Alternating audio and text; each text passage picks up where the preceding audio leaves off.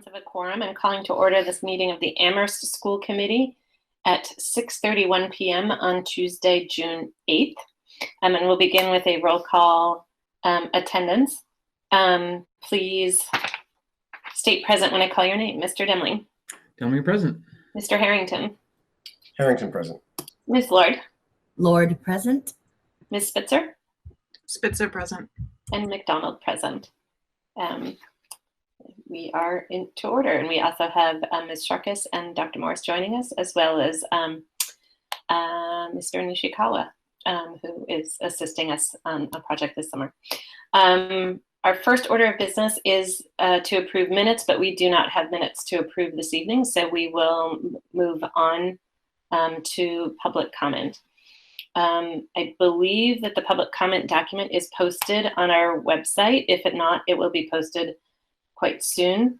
And we have a few voice messages that we will start there.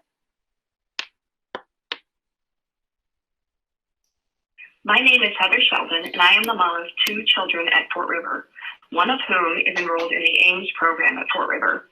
I'm very excited that you're considering changing the enrollment policy to allow all families in Amherst the choice to send their children to the same school with each other, even if they have a child who needs the intensive supports provided by one of our specialized programs located in an elementary school that does not serve the enrollment zone where they live.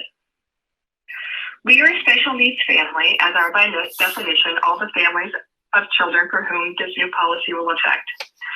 Special needs families, more than most families, need the support that a school community can provide. At the same time, we are families for whom joining into the standard community building activities can be the most challenging.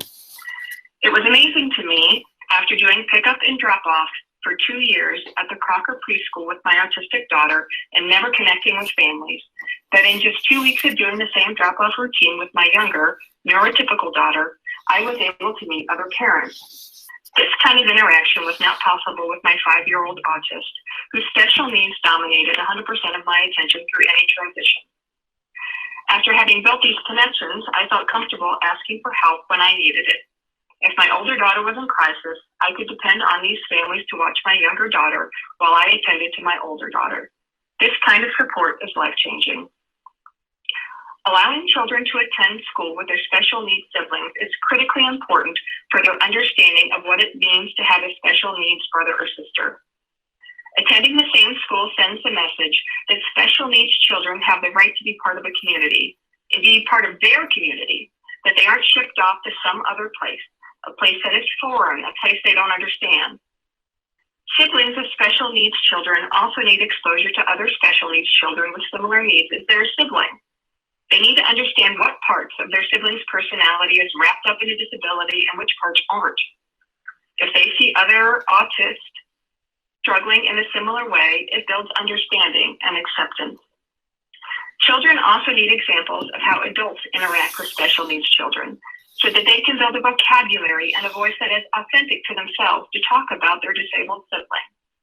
Without the ability to attend school with disabled children, the only example they get is through their parents, who may themselves still be building their own understanding and vocabulary around disability. Thank you again for considering this change. We are very fortunate to live in a district that has worked so hard to provide services for intensive special needs children so that they can stay close to home and get the education to which they are entitled. This change in enrollment policy will work to more fully embrace special needs families into our community. Thank you.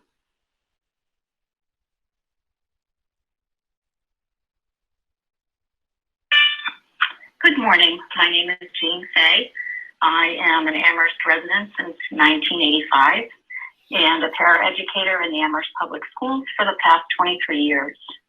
I'm calling to leave a message for public comment for this evening's school committee meeting, and I would like to encourage the school committee to please pay the paraeducators a living wage.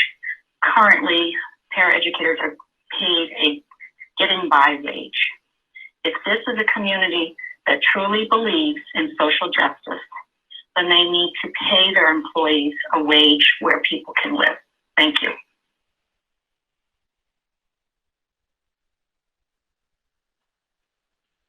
Dear School Committee.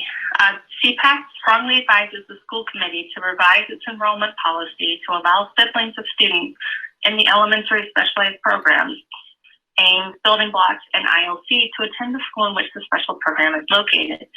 Parents and siblings of students with special needs almost always experience higher levels of stress than parents and siblings of non-disabled students. One simple but highly significant challenge includes logistics, scheduling, and transportation.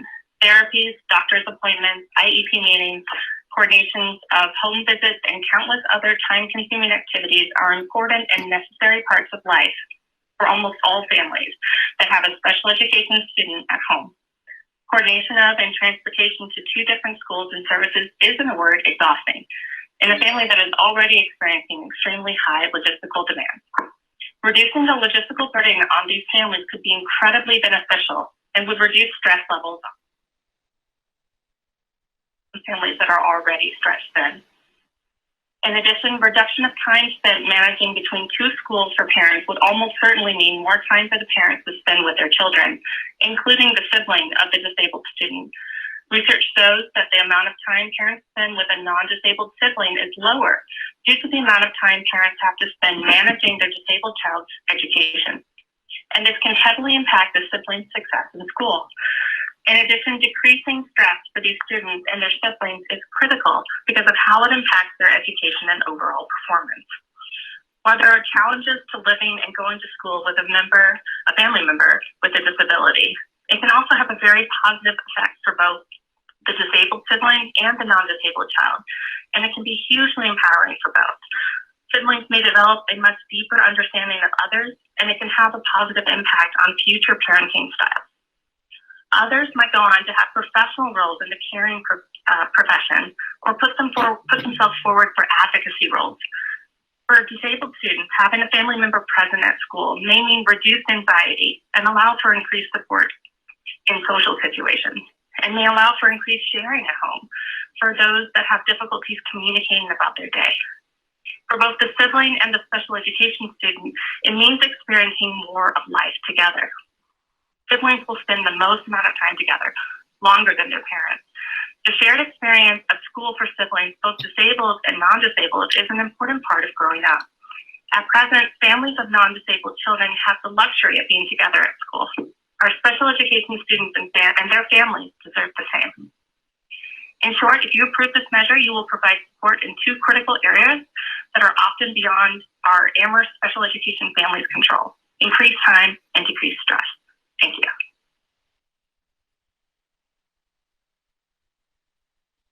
Hello, my name is Emily Merriman. This is a public comment for the Amherst School Committee. And I live in Amherst, parent of a child in the district. I'm calling regarding the necessity of providing a decent living wage for paraeducators in our district. Our family has benefited a very great deal from the work of paraeducators. We've seen it up close. They do extraordinarily challenging pedagogical labor that's often intensely emotional and psychological as well as educational. They work so hard and so well, and they deserve to be much better compensated than they are. Our child simply would not be receiving the education that they are if it weren't for the people who work as paraeducators in their school. And the current starting wage is simply so low, makes it impossible, I would imagine, for those tremendously sensitive and capable human beings to be able to focus just on working only in the school district or even to live here in Amherst. And I consider it not only to be an issue of personal importance, but of social justice and fairness across all of the people within our community. Thank you so much for listening to my comments, and I hope that the school committee will raise the wages of paraeducators by a considerable sum. Thank you. Bye-bye.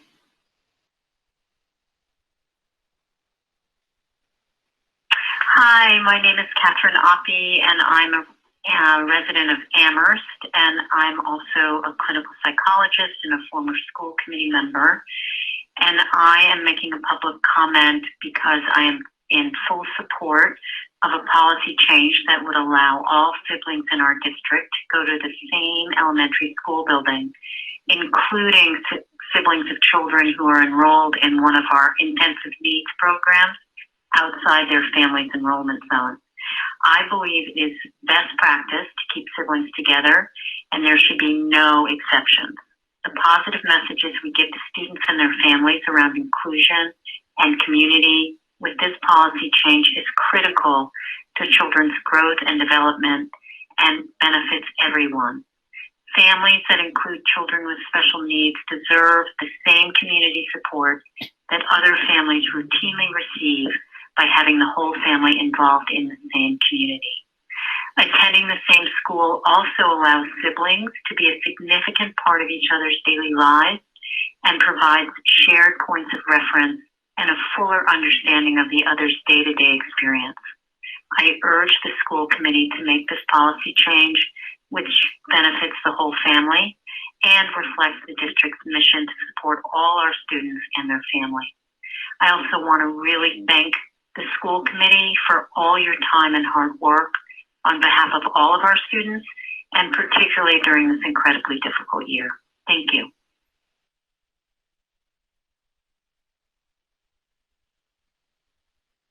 Hi, this is a public comment pertinent to the June 8th cost of living for paraeducators meeting from 3:15 to 4:15. Thank you for taking time to discuss the cost of living adjustment for paras. My name is Carol Charrington. I have been a paraeducator at the high school since 2009. I live in Pelham. My two children went through the Amherst Pelham Regional Public Schools. After nearly 12 years, my hourly wage is much better than it was when I was hired. But I can live on this para wage only because, one, I have a spouse who has a job too, and two, because of my white privilege, my parents helped me to buy a condo when I was 30, accruing equity so that my spouse and I could buy a two-family home with tenants whose rent supplements my para earnings. I have long since abandoned the idea that my para income would be enough for me to live on my own. But as I mentioned, my skin color and life circumstances have afforded me other income streams. Many of my paraeducator peers are people of color. In fact, we have more non-white people working as paras in the ARPS than in any other bargaining unit within the district. It is no coincidence that we are the lowest paid workers in the school district. Did you know that many paras have undergraduate and graduate degrees, are licensed teachers, entrepreneurs, and even published authors? Do you think we lack ambition and should therefore be underpaid? No, we are clever people who prefer to bridge the human gap between teachers and students.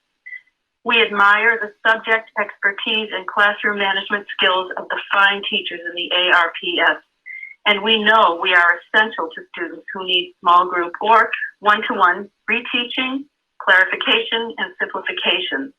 But teachers also love and value our overall assistance in the classroom. School committee and team of people evaluating wages, I urge you to dig deep into the pockets of the 2021-2022 ARPS budget and find some funding to improve the shameful wages of paraeducators. This is your opportunity to do the right thing. Thank you.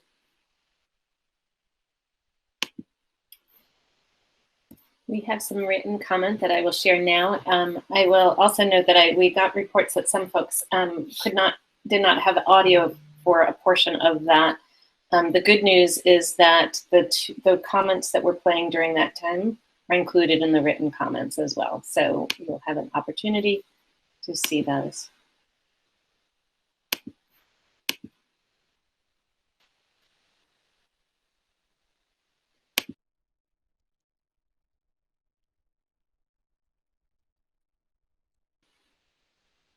Are you able to see the screen? My screen? Yeah.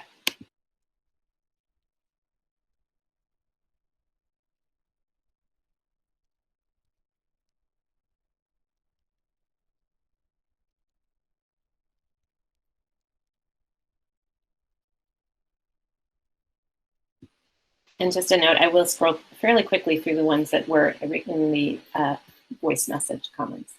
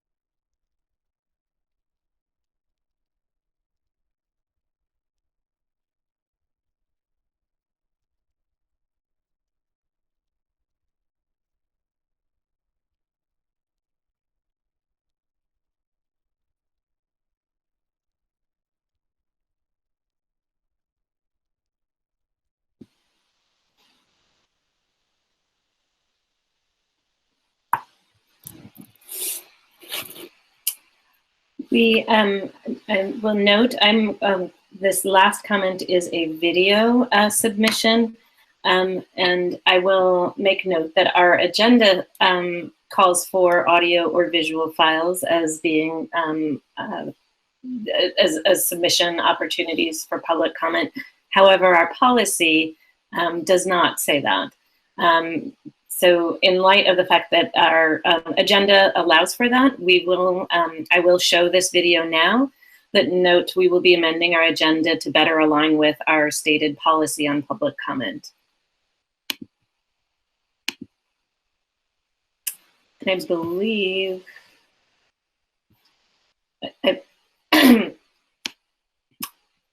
you are not seeing my screen right now, correct?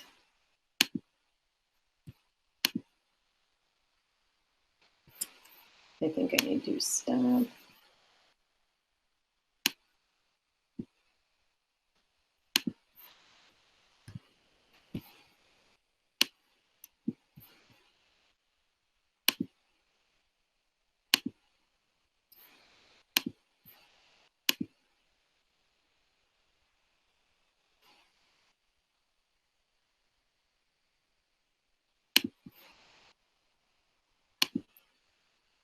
To the members of the ARPS committee, my name is Danielle Seltzer and I am an employee at ARHS.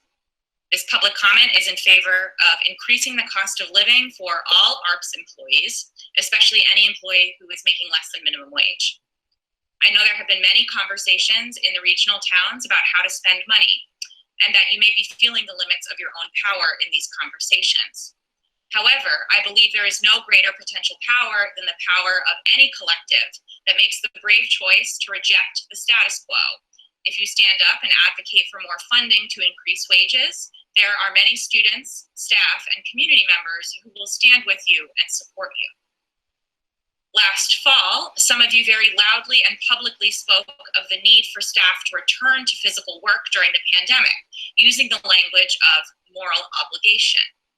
If morality is indeed on the table and driving your decision-making, I would then ask, does your morality stop at paying your employees a living wage? If so, I suggest you be honest about where your morality ends. We have enough dishonesty and hypocrisy in liberal politics as it is. If your morality does not end here, I urge you to tap into your love and care for the ARPS community and a desire to make things better for our children. To those of you that I've had the pleasure to work with, I know you to be motivated by a deep sense of humanity, heart, and care, and I deeply appreciate your work. To those individuals on the in the committee, I urge you to consider the many employees who are alumni of the ARPS schools, who have close ties with our community, and who are an invaluable resource and well of support for our students. Consider the message it sends to our students. What do we really value if not our staff? Regardless of whether or not you believe in the theory of a living wage, I would remind you to consider the many students who have spoken out against the false dichotomies presented in so many local conversations about who we can and should invest in. This is no longer a public who can be swayed by false dichotomies and deferring to the status quo. And that's a good thing. It means we can reject the status quo and work toward a better future. To me, a better future for the ARPS schools means we can retain and grow our incredible staff. Money isn't everything, but a living wage is a start. I hope that we can find agreement on this point and move forward together in our advocacy. As always, thank you for your service and for your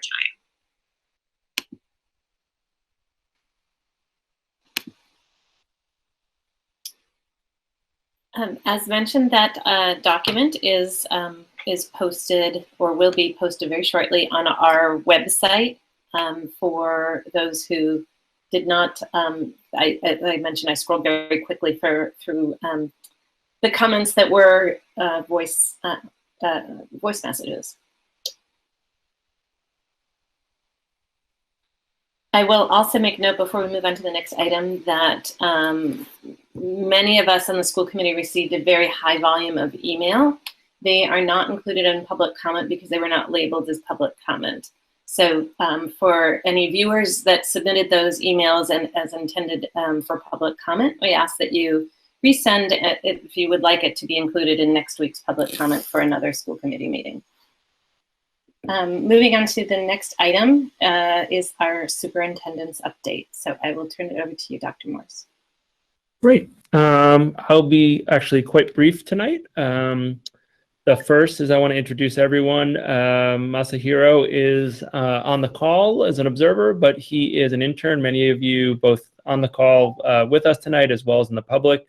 We were fortunate to have Obed with us last year. We're really happy to have a partnership with Amherst College, and this year actually it's expanded to a more formal partnership around Amherst College students performing internships, getting experience within the K-12 public sector.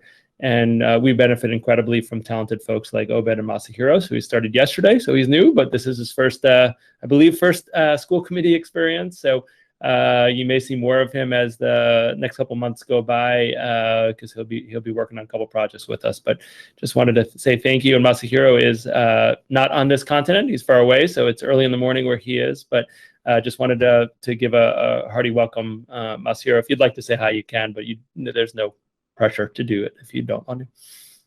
I think I can, and thank you very much for accepting me, and it's a great experience. And I'm from Japan, so this is obviously my first experience in participating in this kind of meeting. So I'm really, everything is new, and I'm learning a lot. Thank you. Thank you so much, Masahiro. Appreciate it. We're glad to have you on board. Couple other updates. Yesterday afternoon, I was on a call with the MSBA, the Mass School Building Authority, the owner project manager, or OPM, selection panel, along with the chair of the committee, Kathy Shane, Paul Bachman, Lynn Griesmer, the president of the council, and maybe I'm forgetting someone. If I am, I apologize. But it was a large meeting. Very, very positive presentation was made by Answer Advisory, who is the selection of the committee to move forward as our owner project manager. I shared their presentation with the committee. They have a lot of experience working both in public projects, public K-12 projects, as well as other public and private projects as owner project managers. They're only owner project managers. That role is to support, in this case, the owners of the project, town and the school district. They'll guide us throughout the process of hiring a designer, cost estimation, supporting us with communication with the broader community. I was not on the subcommittee. Dwayne Chamberlain did a great job on that for the schools. But I've had a number of interactions with Answer since then and been very impressed that they have a firm commitment to diversity, which really matches ours. On the call, the MSBA was clear that they don't work with OPMs who have the level of diversity, both in terms of race, ethnicity, as well as gender. As Answer Advisory relates to a policy conversation coming up in the next couple of weeks. At this regional subcommittee, and looking at policy. So we expect in the next day or two to get a formal letter from the MSBA accepting our selection. But they were very, very pleased, and it was an excellent meeting. And for those of you who want to tune in and get to meet them, 7:30 in the morning, early birds like Mr. Shea, who just joined the meeting. We have our next school building committee meeting, and they are going to drop in a little less formally just to introduce themselves to the building committee and the team. So we're looking forward to that. I'm trying to think, Ben, if I'm missing anything school related to that. I think I captured it. Yeah, that's the big news for this week. Yeah. All right. Well, we'll get to more big news in a second. But I guess it was last week. But we had excellent vaccine clinic last Friday. We did it inside because of the threat of rain, which didn't happen, but thunder and lightning and thunder definitely did happen last Friday afternoon. 98.5% of our students who received the first shot came back for their second shot. And we're working through the rest to make sure they have second dose appointments. And we're making some progress there. So really fantastic outreach by a number of people, our nurses, Debbie Westmoreland, Marta Guevara, a number of staff members. And I'm mentioning this at the Amherst level because even though the majority of students were at the region, there were a number of sixth grade students from all three of our elementary schools in Amherst who participated in that clinic. So that was good news, kind of interesting news I saw today. Article in the New York Times talking about 5 to 11-year-olds and when vaccination would be possible, and both Moderna and Pfizer are talking about September. Obviously, they don't get to make the decision. That goes to the advisory board and the government and the FDA for approval, and then CDC and their advisory committees. But September, again, if we go back, you all know I was a skeptic to the timing of all this. I've been so happy to be wrong. And I continue to be wrong, and really pleased to hear that's on the horizon, perhaps for the rest of elementary students to have that opportunity in the fall. Partnership with the town's fabulous. They said, let's keep on doing this if there's a need. So we now have a model of how to do that. And, we would look forward to perhaps partnering with the town in the future if it becomes more available for students 5+. And, for some students that worked well to younger audience. So, we want to think about parents and guardians and how that would work. But we had a lot of success, particularly on the equity front, of who has access to vaccines, doing it ourselves. That doesn't exist. When we have a captive audience, it makes it a lot more possible for many of our families who want their children to be vaccinated. So that is something that we will be talking about and planning for as we get to the fall months. Just two more graduations this year. Crocker Farm, Fort River, 23rd, which is Wednesday at 10:30 outside. We'll have to see which one I go to. 6 one, half dozen other, I guess, but they are timed at the same time. So we'll sort that through. And Wildwood is scheduled for Thursday, the 24th, also at 10:30, also outside. Finally, speaking of graduations, it sounds like a regional one, but I promise it will connect back to elementary. So our high school seniors are graduating on Thursday. Their last day of school was last Friday. Our tradition the last 3 years, I think it's 3 years, has been that they are able to come to the elementary school, see their old teachers, see students, and be celebrated. The weather this week, which we'll talk about a little bit later, we talk about Fort River and cooling, has not been wonderfully conducive to making this possible. We finally have, thank you for the flexibility from Mr. Shea, Ms. Chamberlain, and Mr. Yaffe, who have changed multiple times, or it's changed multiple times on them, is the appropriate, I think, wording of that. But we are slated for 10:30 in the morning tomorrow, which is still during the cooler hours of the day and before potential storms start. So we'll keep our fingers crossed, but we are scheduled for 10:30 in the morning. And it's a wonderful thing, not just for our graduating students, but for our elementary students to see their future selves in a meaningful, and for our staff members to see much larger versions of the students they worked with in the past. So really looking forward to that. And that is my update for tonight. Happy to take any questions or comments if you have any. Any questions? Mr. Demling. Yeah, so thanks for the MSBA OPM update. That's really exciting. So I guess more of like a tie into the building committee. So I know that there's still, shoes to drop before the community engagement really takes off. You got to select the designer and whatnot. But once those sort of balls are in place, when you hit the feasibility study, it all sort of like explodes, right? And it's like, or hopefully in a condensed high engagement time frame. Is there like a website plan for the building committee? I'm thinking of these things that are now becoming like public documents and decisions, and like, is there a place for people to go? Because obviously the summer is going to be, crazy, but once people are back and things are ready to go, there may suddenly be a very high level of interest, and then we're going to want to direct people to like a place where the information is. And so I'm just trying to think if that's being planned. Yeah. So that is some of the discussion about, now that we have an OPM on board, some of the discussion will be who sort of owns websites and communication on that. I know the chair of the committee has some thoughts on that, and I think that'll work out once this hiring is confirmed in a couple of days. Right now, there is a website on the town website that does have information and has been kept up to date with agendas and some core information, but I think we all recognize moving forward, we want to have a more robust site, to your point, exactly as the engagement grows. So I know it's on the chair's list of things that she wants to take on, and now that we have an OPM on board, I think we'll work out the best way moving forward. But there is an existing website on the town site that does maintain the core documents as we move forward. I had the same question, so thank you, Mr. Demling, for asking. Any other questions?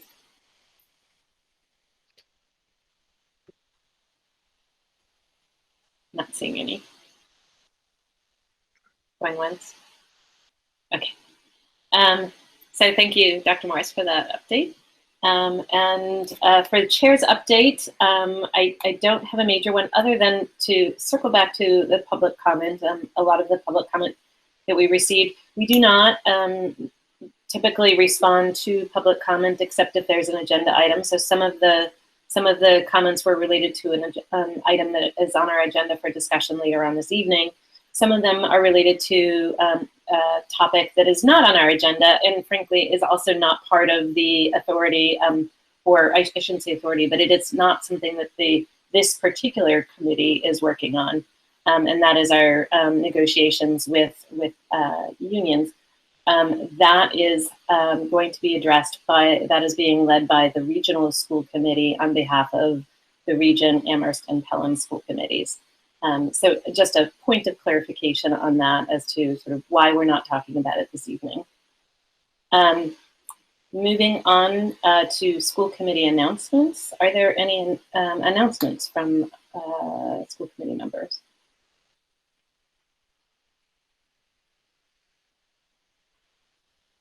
Seeing none, I will offer one.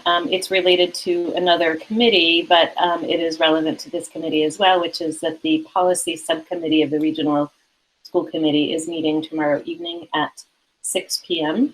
And that agenda is posted. There are a couple of items of interest on that agenda. So we move on now to our new and continuing business. I have a couple changes that I'd like to sort of seek alignment with the committee that you all are okay with these shifts. Number one, we would like to combine items A and D into one large topic, if folks are okay with that. We also have guests joining us that would like to probably be part of both of those conversations. And then the other one is that item E, the preschool report. We do not have that report in hand yet, so we will, when we get to future agenda planning, we'll talk about when we'll come back to that report. So we will now have that discussion this evening. Are folks okay with combining A and D together? Great, okay. So we'll dive right in to the 6th grade discussion on the process of moving 6th grade to the middle school, as well as space usage at Fort River and Wildwood. This presentation, there is a presentation in our agenda packets, and I will turn it over to Dr. Morris. Sure. Before we, I do want to frame why we're looking at these topics. They're distinct topics, but looking at them together, I think, is helpful both for the committee and as well as the public.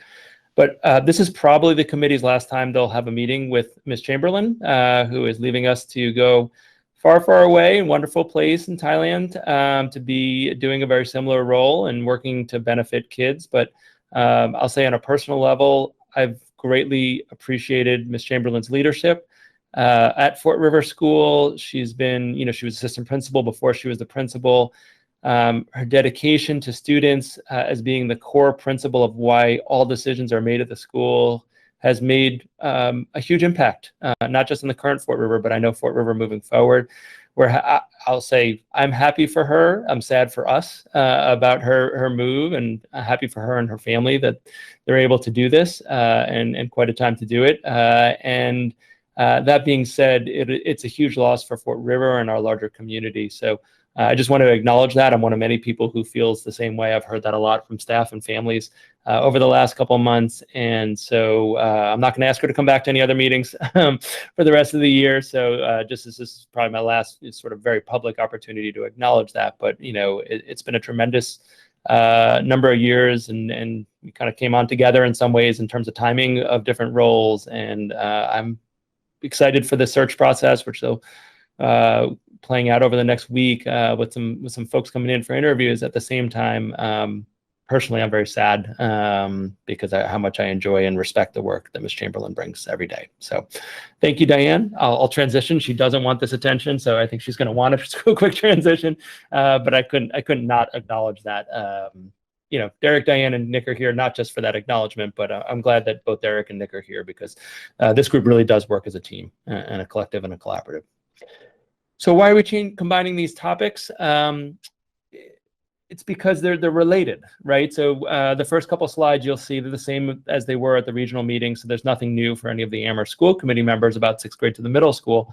But a variable that I spoke about at the regional level is that there are unique aspects to the town of Amherst elementary schools that need to be considered that's really different from the other 3 communities, and that is space. So when we're looking at space for next year, I want to be clear, I'm not foreshadowing or forecasting that we need to move the 6th grade for next year. I think I was pretty clear at a previous Amherst School Committee meeting about my apprehension about that. But I do think in terms of the future, when you look at the maps eventually, to have a discussion about whether this is sustainable. Is this something we're comfortable with for 4 or 5 years? I think we need to have that conversation in tandem. So that's why, I appreciate the chair's willingness to allow us and your willingness as a committee to allow us to do this. But I'm going to start sharing my screen to show very familiar sides. So I am not planning to go through the first couple in detail because they are things you've already seen. But for the general community, I'll just briefly summarize them. That we did a facilities use study. It came from members of the 4 towns, the finance committees, school committees, and select boards at that point of all 4 towns. We received funds for that. We had a full study completed and presentation. Those are clickable links. What we found out in terms of a summary is 6th grade students can fit in the middle school because of declining enrollment without any required costs. In other words, it wouldn't involve an addition or renovation. Those might be good things to do, right? But separate from those, 6th grade students can fit in the middle school. In fact, even if all the 6th grade students from all 4 communities went, it would not be the max enrollment that we've seen in this building in the last 20 years. So summarizing a 600-page report very briefly, but that's essentially what it came down to for that. After that, I brought that back to the regional committee, and they supported a recommendation to have a middle school grade span advisory board meet. And so they met. It was kind of curtailed at the end by the beginning of the pandemic. However, a report was completed. And the summary statement I make here is that our current arrangement, it's not good or bad, but it's atypical. There are very few districts that go K6, 7, 8, 9, 12. That's true in Massachusetts as well as the country. What we find in Massachusetts, a lot of the districts that are K6 are 7-12. They're very small districts like Hadley, Hatfield. They're not the same scope or size as us. Research is inconclusive, right? So you can read articles that suggest one thing or the other about the best grade span group. That's true even of K-8, which was popular. People shifted to that, a lot 10 years ago. I think one of the reasons it's inconclusive is a very difficult thing to study. When we think about late start, it's a relatively easy thing for I don't mean easy as in easy, but it's a very doable thing for researchers to study that. There's a lot of districts that have made that change. You can control variables. When we're talking about grade configuration, it happens differently, lots and lots of different places.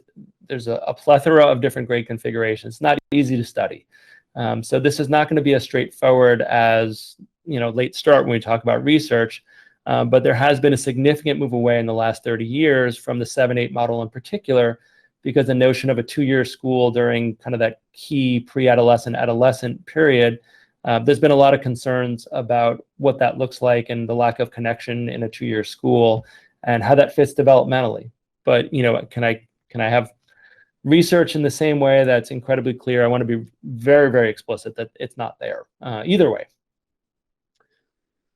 So there's 4 factors to consider, and I'm going to go through them quick, and then I'm going to loop back to maps. So I'm going to go a little bit out of order here. The first one is the acute space issues that particularly at Wildwood and Fort River that we're going to get into detail, very specific detail bit in about 3 minutes. We'll look at the maps, but the reality is there are 12 classroom spaces that were lost with the ending of the quads at each of Fort River and Wildwood. That's a really significant shift. I know some folks have said, well, why didn't you do this a long time ago and it would have solved some of the quad issues? It's the resulting, the unanticipated or the unintended consequences of that have real educational implications for us in terms of space. So I'm going to skip maps.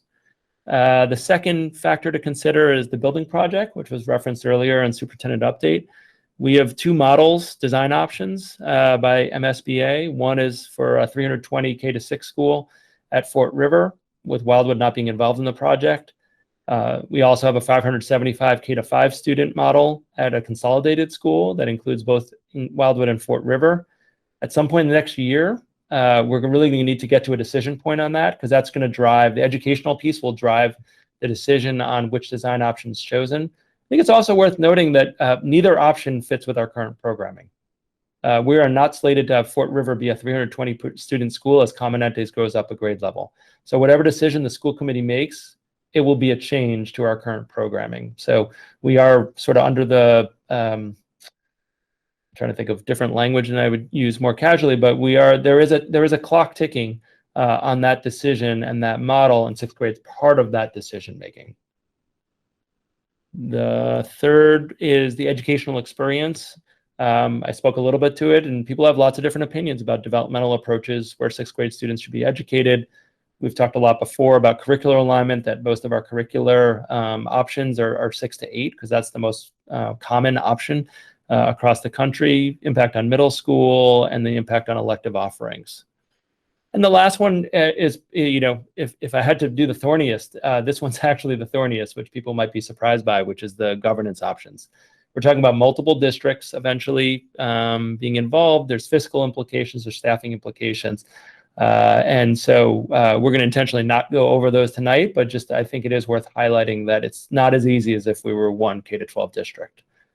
Just something to keep in mind. But at this point, I would like to stop sharing the slides and go over maps. The way I'm going to organize this is I'll do a broad introduction, and then we're just going to go in alphabetical order. So we'll hear first from Derek about Crocker Farm, second about Diane, and third from Nick. And again, the framing for me is that these are our plans for next year.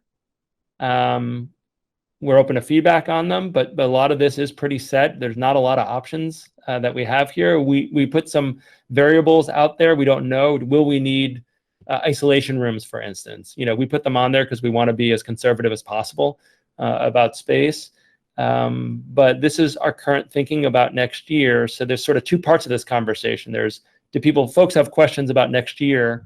And then the second part is this a sustainable model that the committee and the community are going to support for multiple years moving forward? Because there really are going to be some trade-offs, as you're going to see.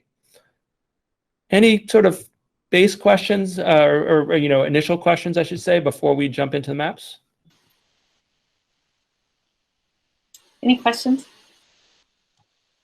I just had one clarification, and I forgive me because I know I was on that working group that was studying the 6th grade in the middle school, and so I honestly just can't remember. You talked about the two options in the building project would be a substantial change in our programming. Were you referencing both options or only the Fort River 320? No, both. So yeah, let me be more explicit about that. So on the Fort River 320 student option, that would be a change in programming because it doesn't fit the size of Fort River as projected pretty soon, because we're looking at 3 classes per grade level, K to 6. So if you add that up, that adds up to be over 400 students. But the 575 student option is a change too, because it involves 6th grade going to the middle school. So whichever option is chosen, it will be a change it will cause a change in our programming. And so, yeah, was that helpful in terms of being more? Yes, yeah, I wasn't just I wasn't connecting the dots with the 6th grade moving to middle school. So, yeah, Mr. Chamberlain. So I hate to talk about small possibilities that I don't want to happen, but with the K to 575, obviously the most logical solution in front of us for that is 6th grade to the middle school. Do you see any scenario in which 6th grade does not go to the middle school, but the building project could proceed with a K to 575, and the 6th grade goes elsewhere? I just feel like I have to ask it because we're all presuming, and there's no reason not to presume that that's the most logical option but does that mean that there's absolutely no other possibility? In other words, is that dead in the water if we don't move 6th grade to the middle school? Yep, absolutely, that's true. We asked MSBA, and this is good because I think we talked about this, but it was quite a while ago. There was multiple options that we asked the MSBA for that they rejected. These are the only 2 options they're willing to support. They were incredibly explicit about that.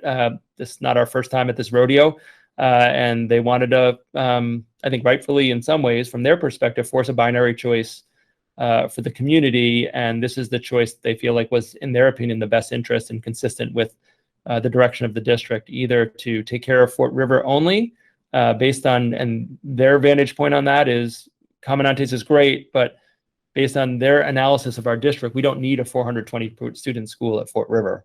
We could just change our programming. And based on their analysis, 575 would be sufficient at a K to 5 level. We did a whole lot of engagement 2 years ago with the framing of less than 600 students. there's not other options out here. That's what we signed. We, being the town and the committee, building committee, signed an agreement that we're committed to one of those two options moving forward. So that is where we are, and that is the forced choice in front of us. Any other questions?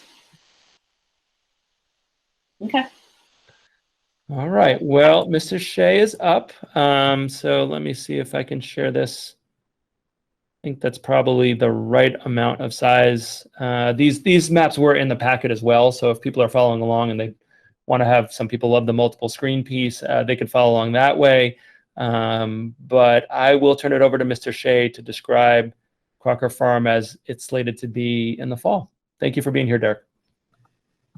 You're welcome.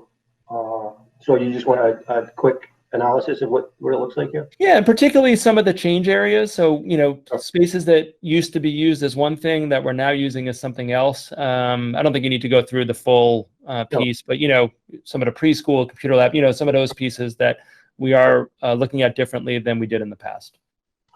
Okay. Thank you, everyone. Maybe I just can offer a couple of quick facts just to get us going. So Crocker Farm, and I looked at this again today to make sure I was accurate with this, because there's a plaque in the wall. So Crocker Farm was built in 1966. And the reason I know that's a long time ago is because I was born in 1966. And so I know for a fact that it's almost 55 years ago. It is 55 years ago. So that's a long time ago. There was an addition in 2002. When we move back to a regular school year next year, there'll be approximately 450 students and staff in the building every single day. So that's not a small number of people. So I'll say it again, 450 people. And then you approximately about 100 students do after school every day, with probably up to 20 staff as well. A couple of quick positives that we've actually been working on, not even in the last couple of years, but even if you think about since the COVID experience has taken over our lives, we have a wonderful outside property at Crocker Farm, and since we've been back in March 15th or March 1st, I forget the date, we definitely utilize the outside property as often as we possibly can. It is New England, unfortunately, and so the last couple of days we have not been able to use the outside of the property because it's 90 degrees, and certainly in March and April there was times where it was very cold and windy and wet. We actually lost a couple of tents, you know, over the period for wind blowing away stuff. But we've utilised the outside property as often as possible. Another positive, for example, is that we've been across the district doing a lot of co-teaching over the last number of years. And what that's done is that's allowed us to, for example, special education teachers, ELL teachers in classrooms, and sometimes reducing the need for spaces. However, SE special education is not all inside the classroom. There's sometimes stuff that needs to be done outside. So that can be a little bit challenging. A few things that are shifting for next year. The preschool, and Mike, you can probably explain this slightly better than I can, but the preschool continues to have, I think, correct emerging needs as they build their program. And so when you look at the map here, and you'll see in the bottom left-hand corner in the green, the preschool is going to take over another large classroom space.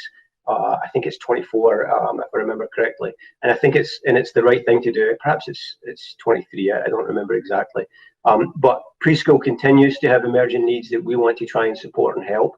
So that's an important part for next year that we're going to work on. We're actually going to, if everything goes well, take away our computer lab. I know that may sound a bit awful to some people, but it's a little bit different than 20 years ago when all the students would actually go to the computer lab. We're actually now going to, obviously, with things changing, the computer lab actually goes to students in their classroom. So we're going to change the computer lab and use that as a space for perhaps a number of things. Instrumental music, perhaps as a meeting space, perhaps for small group pull-out instructional spaces. So you can see the computer lab, which I can't see it right in front of me here, but it's over towards the library. So that would be an adjustment there. I think, you know, the most difficult piece is, and I think all of you know this, is that, and I started here 24 years ago, I think things have changed significantly in terms of what you need for a building in our public schools. So I can tell you right now that obviously we have a very strong specials team, special education team, ELL, RTI team, which helps, you know, students who have needs perhaps in reading and writing and math.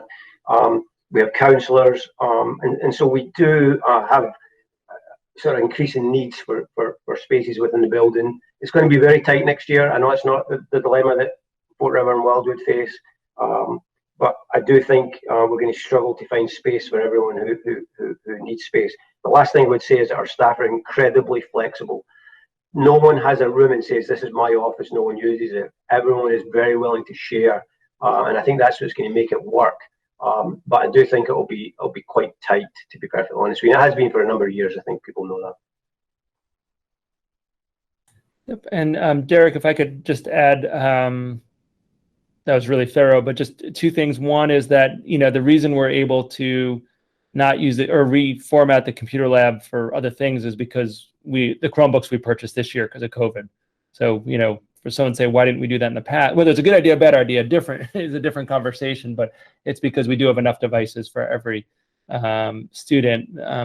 So that's the first piece. I think the second piece on the preschool, I think Derek's spot on. We've seen an increase in needs. Preschool was originally designed for 4 classrooms. We now have enough students in the community with special needs for at least 5 classrooms. And what we know about young students with special needs, as well as just young students in general, is they may need multiple spaces in the day for their needs to be met around self-regulation, and just, preschool can be a busy space for everybody from a sensory perspective. So, they've been advocating for this a long time. Back when I was in Derek's role, and Derek's doing a better job than me, clearly, because he's figuring out a way to provide that. But we are seeing an increasing number of needs in preschool, and particularly as students have had many students had interrupted schooling. We don't anticipate that to slow down over the next few years, just developmentally, and what happened this year. So I just want to sort of acknowledge those pieces. And I think one of the challenges is you don't see a lot of spaces where you can flex. So you may be able to see that the cafeteria we do anticipate using next year, but it means the stage is instrumental music. But then that means instrumental music can't practice when there's lunch in the cafeteria. So that means there's 2 hours a day where they can't use that space. The current instrumental music room, which is over here, that may have to be the medical waiting room. So that's no longer available for them. And like Mr. Shea said, the computer lab, this multi-use room, I mean, it all makes sense if you don't need to teach students music between 11 and 1. But the reality is that then affects the schedule and affects how many students can take instrumental music, and it has ripple effects throughout the school. And so, we value the instrumental music, we value the experience that our students have with it. But, when there's anything like that, a lot of times specialists. So you see there's a space for BCBA. But we have folks like Betsy Dinger, who does a fabulous job doing special education, small group for reading for students really struggling, and it ends up being a rotation in rooms. And while that theoretically makes sense, in reality, it's a real challenge, and it makes us less efficient at what we do. And efficiency gets a bad rap, but efficiency means that we're actually meet students' needs, and that we don't have to schedule around it. When the student has reading and needs reading help, we can provide it instead of having it be when a room's available. So, I think that 450 is a really important number that Mr. Shea said, because my people say, oh, that's a lot of rooms. But, it's a lot of rooms when it's empty. It really doesn't feel like a lot of rooms when everybody's there. And so, this year we do have a significantly lower number of students there because some students opted to stay remote. And with that shifting, I think it's going to be a tight squeeze next year for folks at Crocker Farm, rather. Derek, anything else you want to share before we open up for questions for folks? Yeah, can I just add super fast? So I think 2 things quickly. One is that as much as we are making sure that the preschool has another space next year, they actually need more than just one space. I mean, with all due respect, and to my preschool friends and colleagues, and if they're tuning in, they're probably saying, okay, one space there, great, but we really need 2 or 3 spaces. And I'm just saying that out loud. And I'm not the expert in the preschool piece. I go down there fairly often and hang out with those little characters, love them to death. They need more than just one space from us. The second thing I would say is again, this is why I live here and work here and love it here, right? Is that we are committed, and you all do this wonderfully, is that you all spend money to make sure that we've got all of the right quality people that we need in our schools. And speech and we've got right now in one of the rooms, room 31, I think it is, we've got 3 speech and language teachers. 2 of them are part-time, 1 full-time, who are often sharing that space. It's not ideal when there's youngsters going into that space to work to sometimes 2 or 3 different teachers there. But I do think we spend the money in the right ways, and it does mean that you require space to be able to have those people work. So before we move on to the other schools, I think it probably makes sense to pause after each school and see if there's questions, because they may be building specific, if it's okay with the chair. Yeah, I think if it's building specific, we'll ask them as we go along, but let's hold a more deep conversation until the end. I had one question. So is the tight squeeze primarily related to the, as you mentioned, the anticipated extra rooms needed for medical rooms and waiting rooms related to COVID, as well as distancing in the classroom? What is the assumption or our model used for the size of the, or the distance of space between the students? Yeah, so I think I can answer that one if that's okay, Mr. Shea. So the state guidance right now that came out talks about no distancing being required by DESE.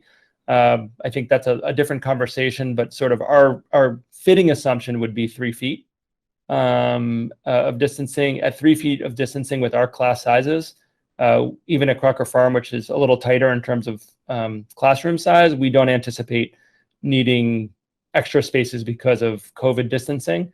I think it gets a little more complicated when you talk about the small group spaces, which I think Derek was referencing a couple minutes ago. But in terms of classroom spaces at 3 feet, you know, we're very fortunate to have a community commitment to low class size. I don't think that's not related to this. This is really an ongoing issue that's been happening for a lot of years.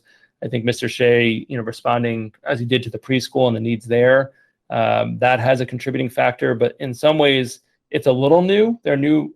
These are variations on a theme that's been going on for 4 or 5 years, I would say, as Crocker Farm's enrollment, the way it's played out between 2 and 3 classes per grade level. So I wouldn't say that, you know, COVID gets better and we're having a different conversation a year from now. I think the conversation's actually the same conversation. Mr. Shea, if you disagree, I mean, definitely feel free to jump in. But no, I think the one thing just to add is that I remember when you brought me down to Crocker all those years ago, I don't know, 10, 11 years ago, there was 245 kids. And at one point in the last couple of years, we had about 345 kids. We'll probably level it to about 320 coming up next year. We will have 18 classrooms and we'll have 19 classroom spaces. That 19th classroom space will be used upstairs in room 202 for our 3 ELL teachers. So every single classroom space will be utilized. And then it just makes it tight, you know, in terms of the rest of the building. But the school wasn't really built to house 345 students. Any other questions? Thank you. We can move on. let me just see if I can get the zooming a little better than it is right here for Fort River. I think that's probably the best I can do. So Fort River, for this and for Wildwood, here's where you're going to see more significant differences in terms of the change in the quads. The fact that these long rectangular rooms used to have a wall or a partial wall in between them, and they don't anymore. So there are 6 quads in each school. And so in the old days, those 6 quads were split as 23 or 24 classrooms. There was one variation at Fort River. And now they're in kind of series of 12 instead of 24. And that has, broad implications on space and usage and instructional models at each school. So I'll turn it over to Ms. Chamberlain to walk us through Fort River, some of the changes and some of the forced decisions that we're having to make. And at the end, I'll reference a little bit, if you want me to, some of the implications even of the next agenda topic, which is where a portable chiller is right now and how that is currently impacting things at the fort. But Diane, you can take it away. Just want to say thank you for your kind words earlier to Mike. I'm also trying to pull up the map because my eyes are deteriorating minute by minute as I age. So I'll do my best to with the small print as I look at a bigger map as well. So I'm going to start with a couple of things, as Derek did, that are positives in this change, right? We do have inclusion as one of our missions, right? And trying to keep kids as included in the general education setting to the fullest extent possible. And reducing the number of walls in our building is going to support that mission and allow for considerable flexible grouping within the really large, beautiful classrooms. The other thing I wanted to mention of is that our custodial staff and our staff are continuing to make aesthetic improvements to the building, right? Not only the duos look wonderful, but our custodial team in the pandemic painted the interior hallways. It got a facelift inside. We had one of our staff members do an amazing mural. We're going to have a mural on the outside of the building in the fall. So there continues to be aesthetic upgrades to improve the setting of the building while it is at the same time deteriorating, because it was built in 1973 under a model that we know is not really educationally appropriate anymore. So trying to be as flexible as possible as we continue to evolve. So there's that.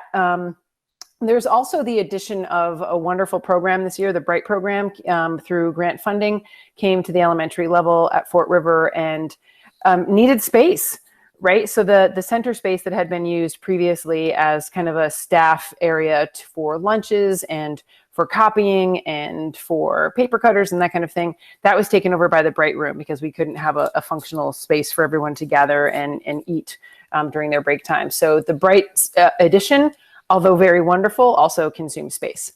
And the program's going wonderfully, by the way. So other implications as we move forward. Obviously, the color coding in our map kind of shows where our Caminantes programs currently live. So 2 of the 3 classrooms at kindergarten, first and second are Caminantes dual language program, and then 1 remains green, signifying the same as the rest of the school. The lighter shades are more office areas, so just helping with the color coding. And the purple are our specialized special education programs, aims, and building blocks. So hopefully that helps a little bit with the decoding things. We also have 18 classrooms to provide space for it next year, kind of as a baseline general education classroom spaces, 18 of those. So that means we're creeping out of what was designed originally as classroom space. So next year, we have projected that the art room that has been previously used for art instructions, solely for art instruction, will be taken over as a classroom space. Our music space, which was originally, or not originally, but last year and in all the years I've been at Fort River until this one, was solely used as music space. And I know it was different things in previous administrations, but for the last 8 years I've been there, it was a music space, and that's being taken over as a classroom space. We're also moving a classroom space into a cafeteria, and that's happened this year. There's a cafeteria currently in action as a classroom space.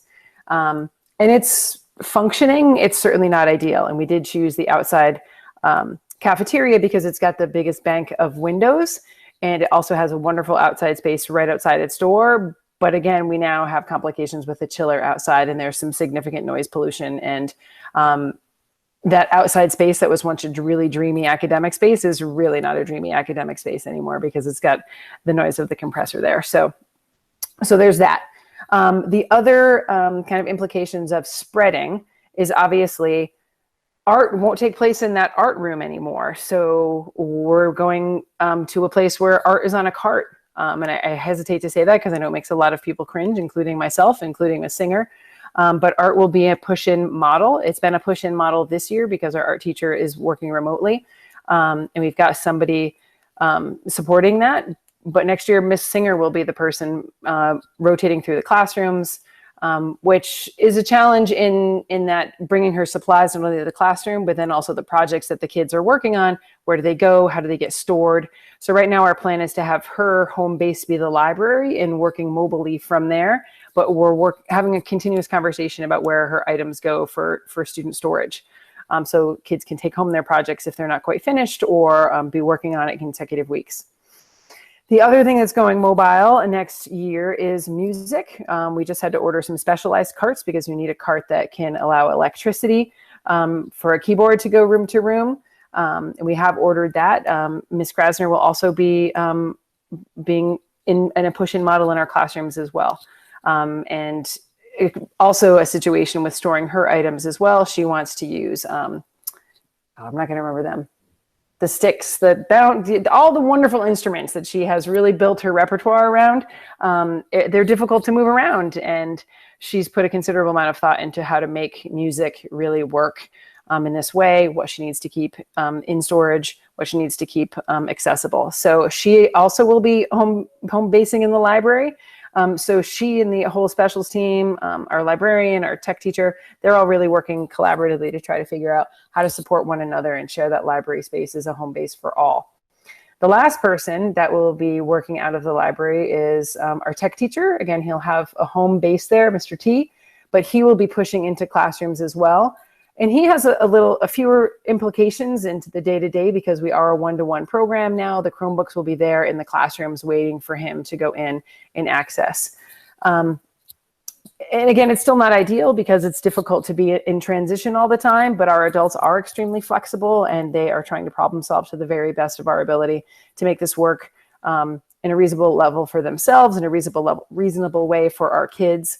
There are scheduling implications there too, though. We often would shrink our passing times between specials to maybe 5 minutes, and we need to make sure that they have at least a 10-minute chunk to get from one place to the next and swap out items on a cart and in transition, right? The adult schedule has to be more spaced out.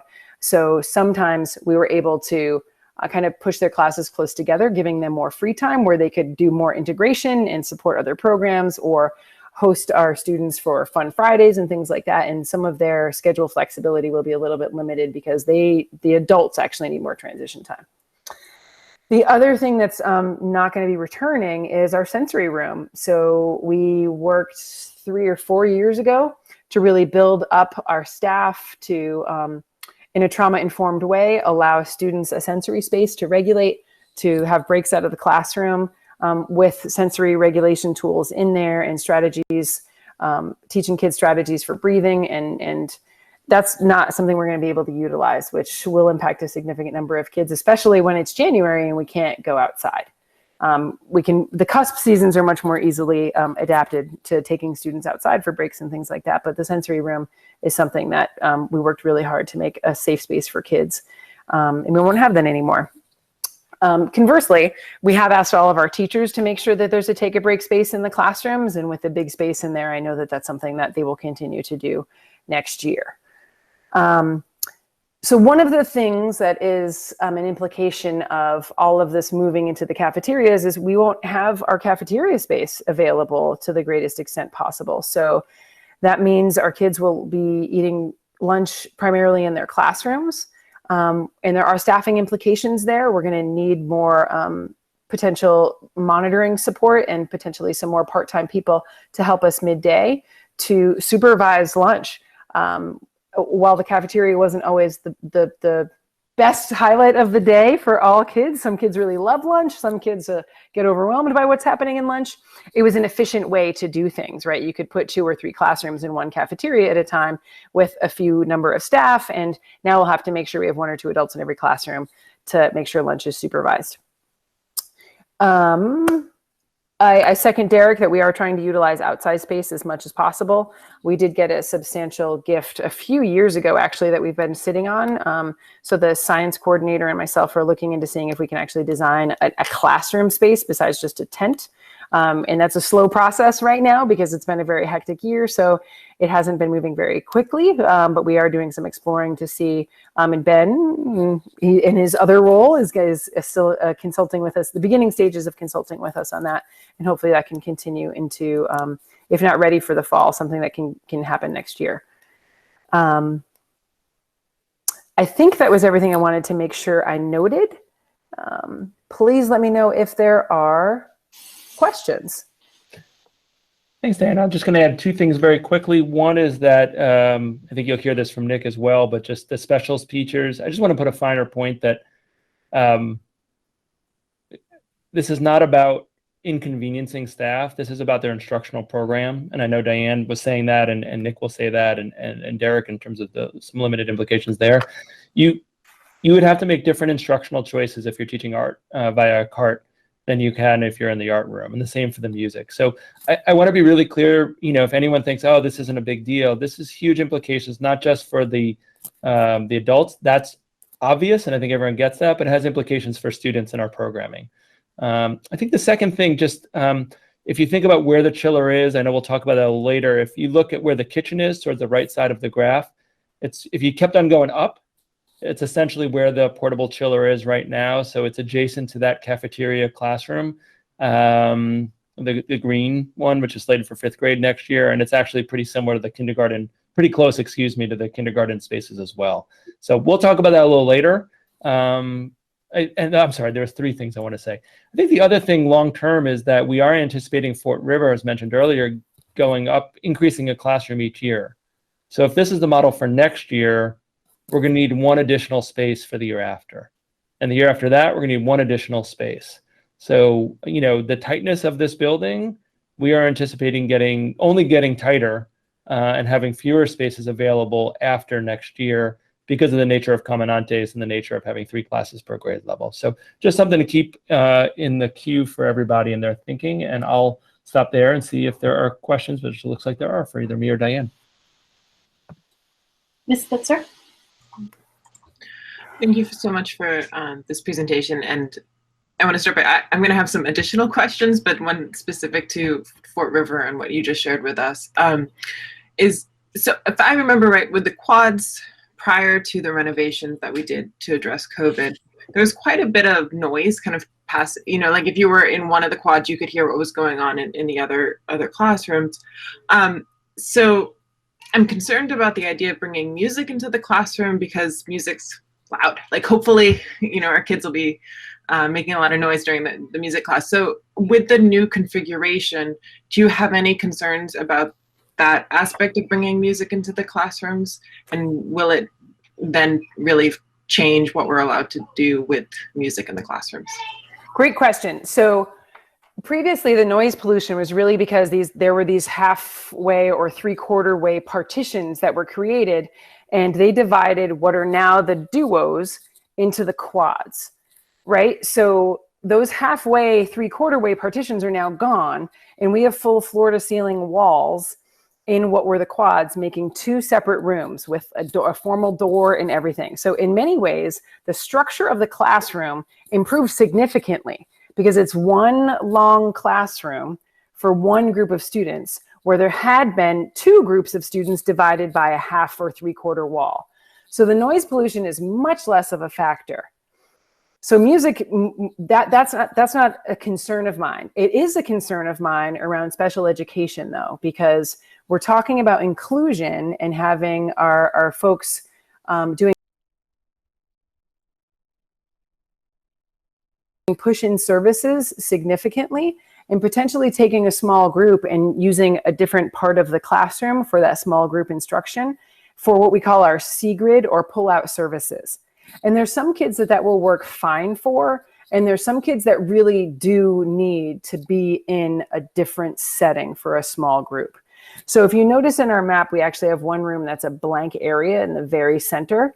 And our plan right now is to make that a small group pull-out space for those kids that really do need pull-out services. Our B and C grid, what we call B grid push-in and C grid pull-out services are becoming a little bit more squishy, which is, like I said, fine for some kids, and it helps our inclusion model in some ways, but inclusion doesn't work for 100% of our kids. So that's where I get a little bit nervous about the duos instead of the quads. It's not about noise pollution anymore. It's really about the function of how are we supporting our kids with our most significant needs. Any other questions specific to Fort River?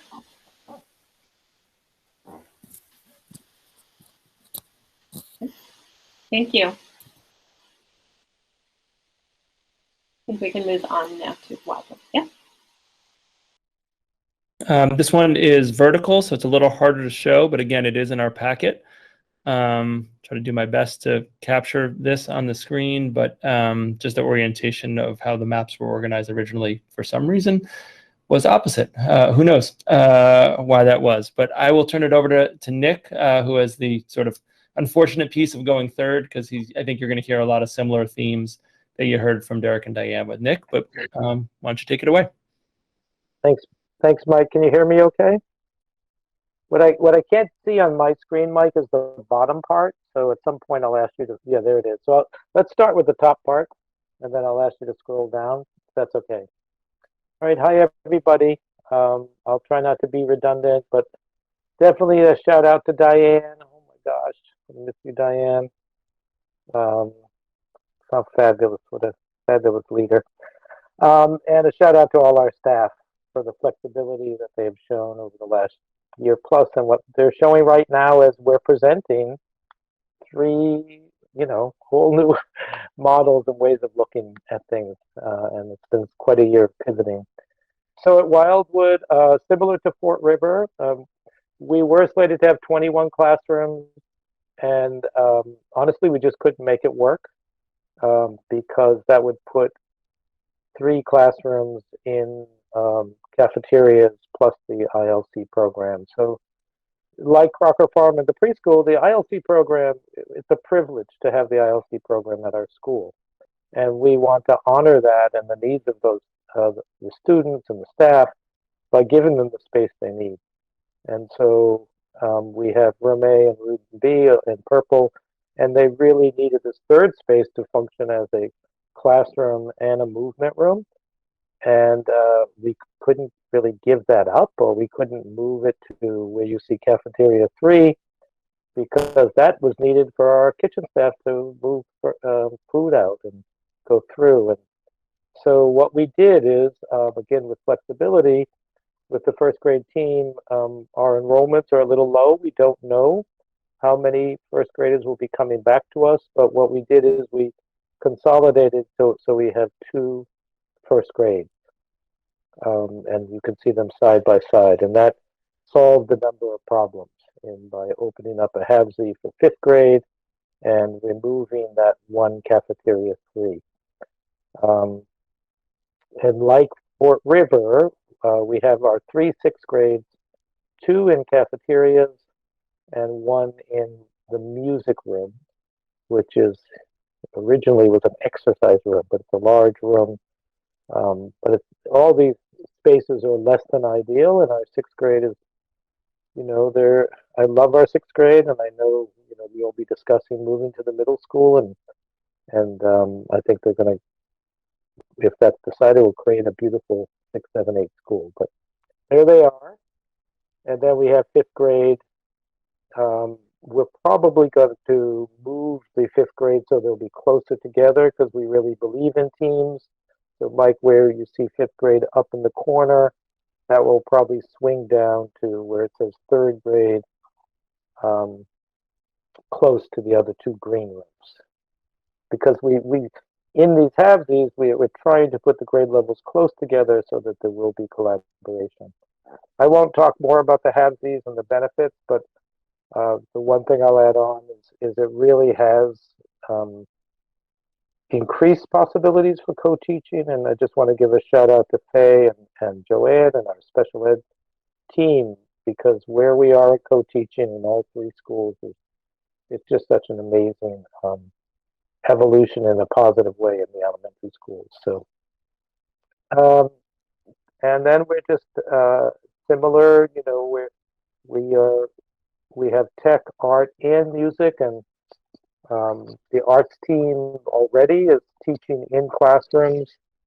As Mike says, it's less than ideal, but they are showing a positive spirit, a collaborative effort in coming into the classrooms. And what we see is there are possibilities in project-based learning where they would come into classrooms, work on an arts integration project right in the classroom itself. So I think our staff, without being Pollyanna-ish, looks for ways to make this into a collaborative, positive effort. I'm not sure, Mike, if you see anything else. Yeah, could I add a couple quick ones? Is that all right? Yeah, please. Yes. So I think one of the things to note is that cafeteria 1 at Wildwood, very similar to the cafeteria that's in use at Fort River. Not perfect, but there are windows. Yep. That 2nd cafeteria does have windows, but it is a more internal space. And that's why Ms. Chamberlain, Fort River decided not to use that until they have to, which wouldn't be this year, but the year after. So I do want to note it's a less desirable cafeteria in terms of access to a whole lot of things. It's also abuts the kitchen area directly, which we are concerned a little bit about dishwasher noise and, just the noise that our talented food service staff are doing when they're doing their jobs. Similarly to Fort River, this is going to be an expensive model. We will need to hire more adults to be covering lunches. And I think the last thing I want to mention about the music room, where the other sixth grade is, that it's also not a great room for a full classroom. It has very, very high ceilings. The windows are not particularly openable on a regular basis. Certainly you would need to get on a very tall ladder to open windows in there. Oddly, for a music room, the echoes are terrible, right? I mean, it was never a great room for a music room, and it's certainly not a great room for a classroom either. So I think those are just important pieces that are, unique to Wildwood that I think I wanted to mention. Yeah, and similarly, it doesn't have water. You have a portable sink in there. I think the other thing, because questions come up about, okay, why do we have the people with the largest bodies in these spaces in fifth and sixth grade? Well, part of the problem is that all these spaces where fifth and sixth grade live, there are no bathrooms. So I couldn't see younger kids walking to the bathroom. So we, in terms of basic needs, you have these, what have been up to now, staff bathrooms in the main hallway there. That's where our fifth and sixth graders will go to the bathroom. And actually, that brings up a point that I know we've talked about, Nick, which is just a bit of a concern about, are there enough, what access does staff have for staff bathrooms, as well as some of those are being converted into student bathrooms. Do you mind just running us through what bathrooms would be accessible for the staff members at Wildwood? Sure. Yeah. I mean, the bathrooms that are accessible are further down. I don't know if you can see them on the map, but down here, where fourth and first grade are, there are a couple of bathrooms, 2 on one side and 1 on the other. There are bathrooms in the gymnasium, and that's about it, really, for staff. So that's a lot. We have a lot of staff with access to maybe 5 different bathrooms, if we're making the other ones for students. Yeah. So it is something that Nick and I have spoken about as a concern that is difficult to problem solve. But I think we're doing the best we can with the resources and capacity that you see. I think the last thing I'll say before, if the committee wants to open up, I do have a couple more slides for what it's worth. So this isn't the end, but I think, you may have questions about the map and as it relates to next year specifically. We did look into mobile classrooms. The facilities departments did make calls. What they heard was that a full-size mobile classroom with water and access to that was in the neighborhood of $300,000. So that's what they reported back to us. If you're looking at used ones, we still have concerns about ventilation, right? COVID isn't going to be gone by fall. So, we sort of made a decision, if we were going to go down that road, we would go down it fully. And then there also became an issue of space at Wildwood. So it has to go somewhere. So it means you're losing some of the critical outdoor area that we're all trying to use more often. And there were accessibility concerns, because anything we put on a school that's new needs to be fully accessible. So sort of my understanding from the facilities department, that was all baked into that dollar amount. So it did cause us significant pause on the functional level of how do we use it? What do we do when it snows? How do people get there? What about adults and students who have mobility challenges? But also it's the loss of an outdoor space, which we're using more than ever. So, we did look into it. It's not something that at the moment we're heavily pursuing. Perhaps, we looked into it maybe more for office or small group areas, because then you're not talking about a full-size classroom and water, and that gets a little more sustainable, but it does cut into this outdoor space. Just the same, and the accessibilities of the issues are the same. So I know Ms. Spitzer brought that up a couple months ago. I don't know, some point this year, brought that up. And so appreciate the facilities department looking into it. And that was their report back to me. So I think maybe with the chair's permission, if we pause here just to talk about the maps in next year, and then I have a couple slides that are more specific to the sixth grade question moving forward. Would that be an okay way? I know this is a lengthy presentation, but I actually think this is incredibly important to paint a picture of what this looks like for next year, even separate from the long-term implications of sixth grade.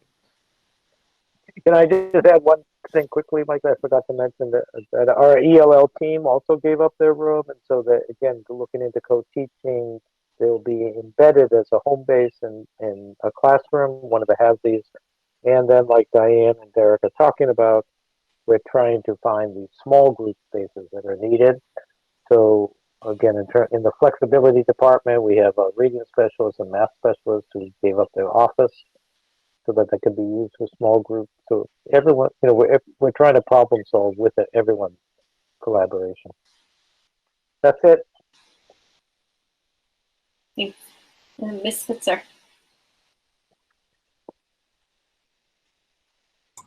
Thank you for the presentation. I have a question on the Fort River map. They had at least capacidad drawn in there for one of the classrooms. Since we're taking another cafeteria at Wildwood, what are the plans next year for the Marks Meadow after school program? Yeah, great question. Right now we're looking at the gym as a possibility. The after school has been such an integral part of our school. And really seamless, they are us. So that's what we're looking at right now.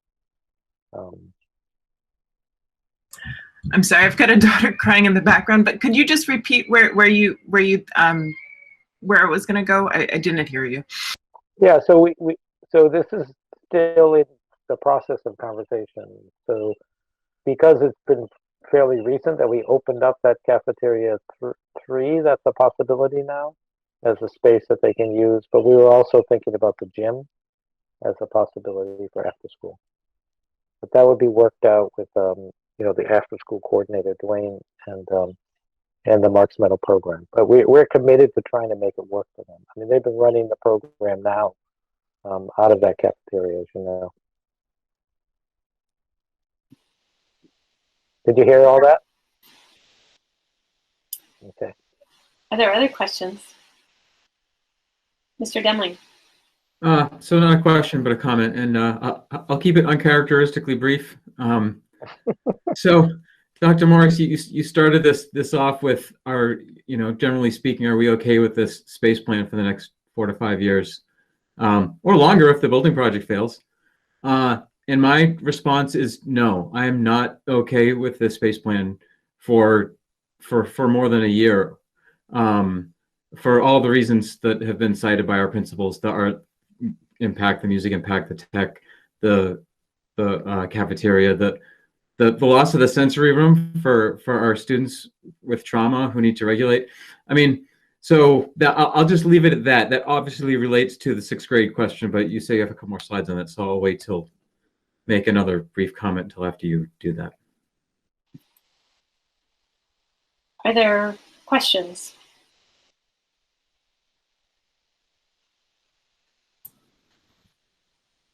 I think that's a testament to the thoroughness of your presentations and not to a lack of curiosity. Dr. Morris. Yeah, I just want to say I don't think this is a sustainable model, right? I don't. I don't need to say more than that. I think you've heard from me and from the principals about the forced choices that are being made. I do think this is the best option for next year. I know that there was some comments and questions last month or the month prior about, should we make a shift for next year? I think, if we weren't in June of 2021, I might think so. I think this may be the best option for next year. I do not see this as a sustainable option for more than 1 year.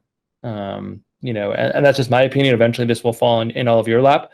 But I don't want to not respond to Mr. Demling's comment because everyone's being, I think Diane spoke about it, Nick, Derek, everyone's being remarkably flexible. What we know about flexibility is it can't be sustainable at this scale, right? So if people know, yes, this is going to be 1 year of real challenge that we'll learn from, I think people can acknowledge that. It's kind of like tomorrow is one more day of heat and not being outside and strenuous exercise at recess. People know, okay, one more day and then it's going to cool down. I think mentally, people can think of like that kind of piece. I think when you're talking about the uncertainty of whether a building project would pass or even just the next 4 years in the best case scenario, I don't see this as being sustainable in terms of meeting all students' needs. When we're talking about, it's also not going to be fiscally sustainable when stimulus dollars dry up because we are going to have to access those for the additional staffing needed. That's going to be needed at Fort River and Wildwood. just to cover, it's not COVID related explicitly, but it is COVID related because of the nature of how we've changed our buildings, just to cover lunch blocks. And I'm not sure the community would want us to be spending resources on additional staffing for lunch blocks while we're cutting other fundamental programs that people care tremendously about. But that's going to be the situation if we don't make a change at some point, or something shifts at some point.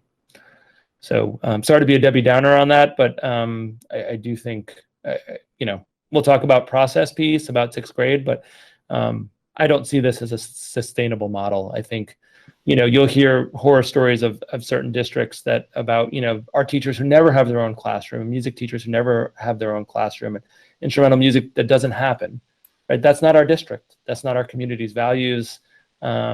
People value incredibly the resources, instruction, and experience that we have in our schools for all students, all learners.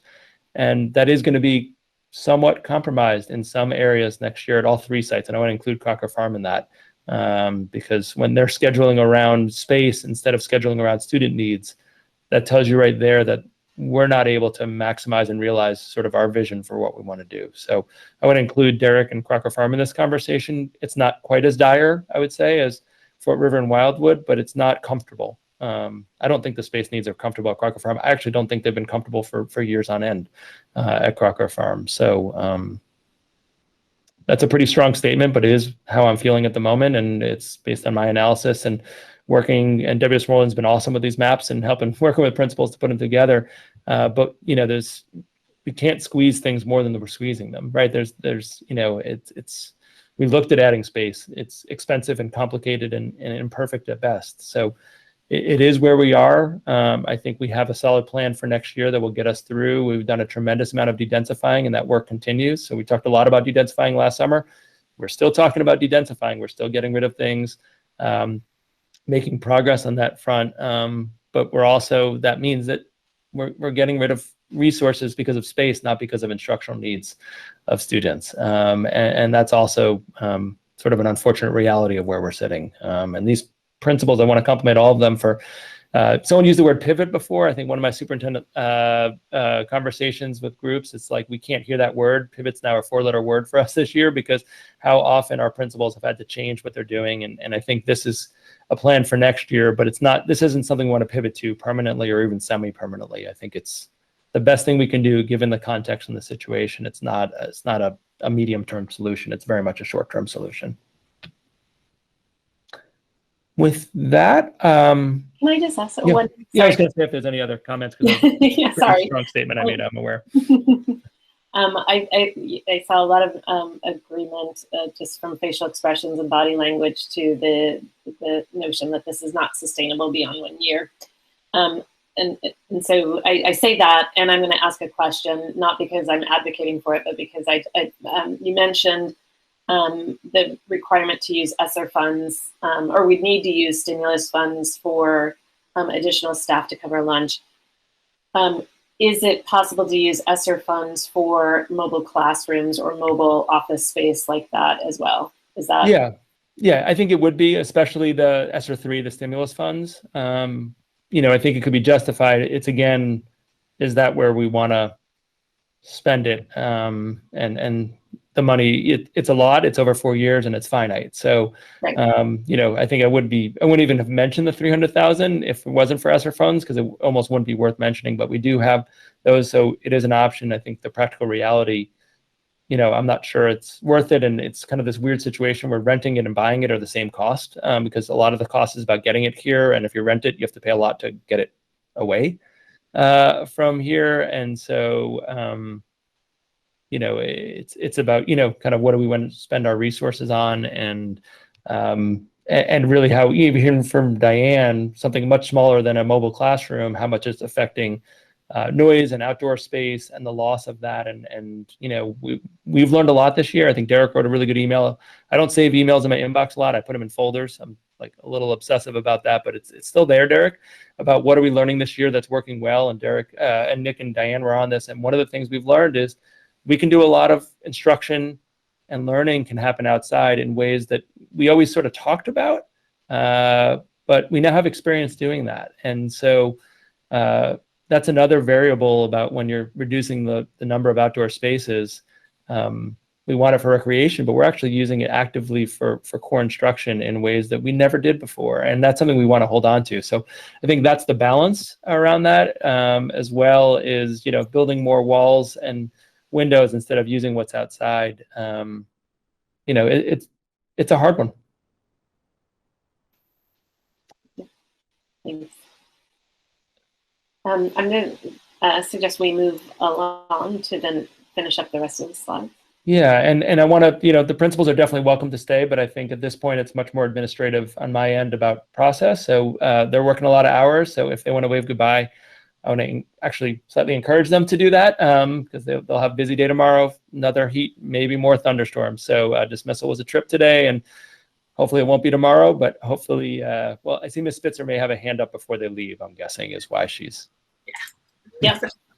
Sorry, I just had it. I wasn't sure whether or not we were to the open-ended ask questions that spread across all three. And so I guess one question was, so I think in Wildwood it was mentioned that we're going from 3 to 2 classrooms in one case.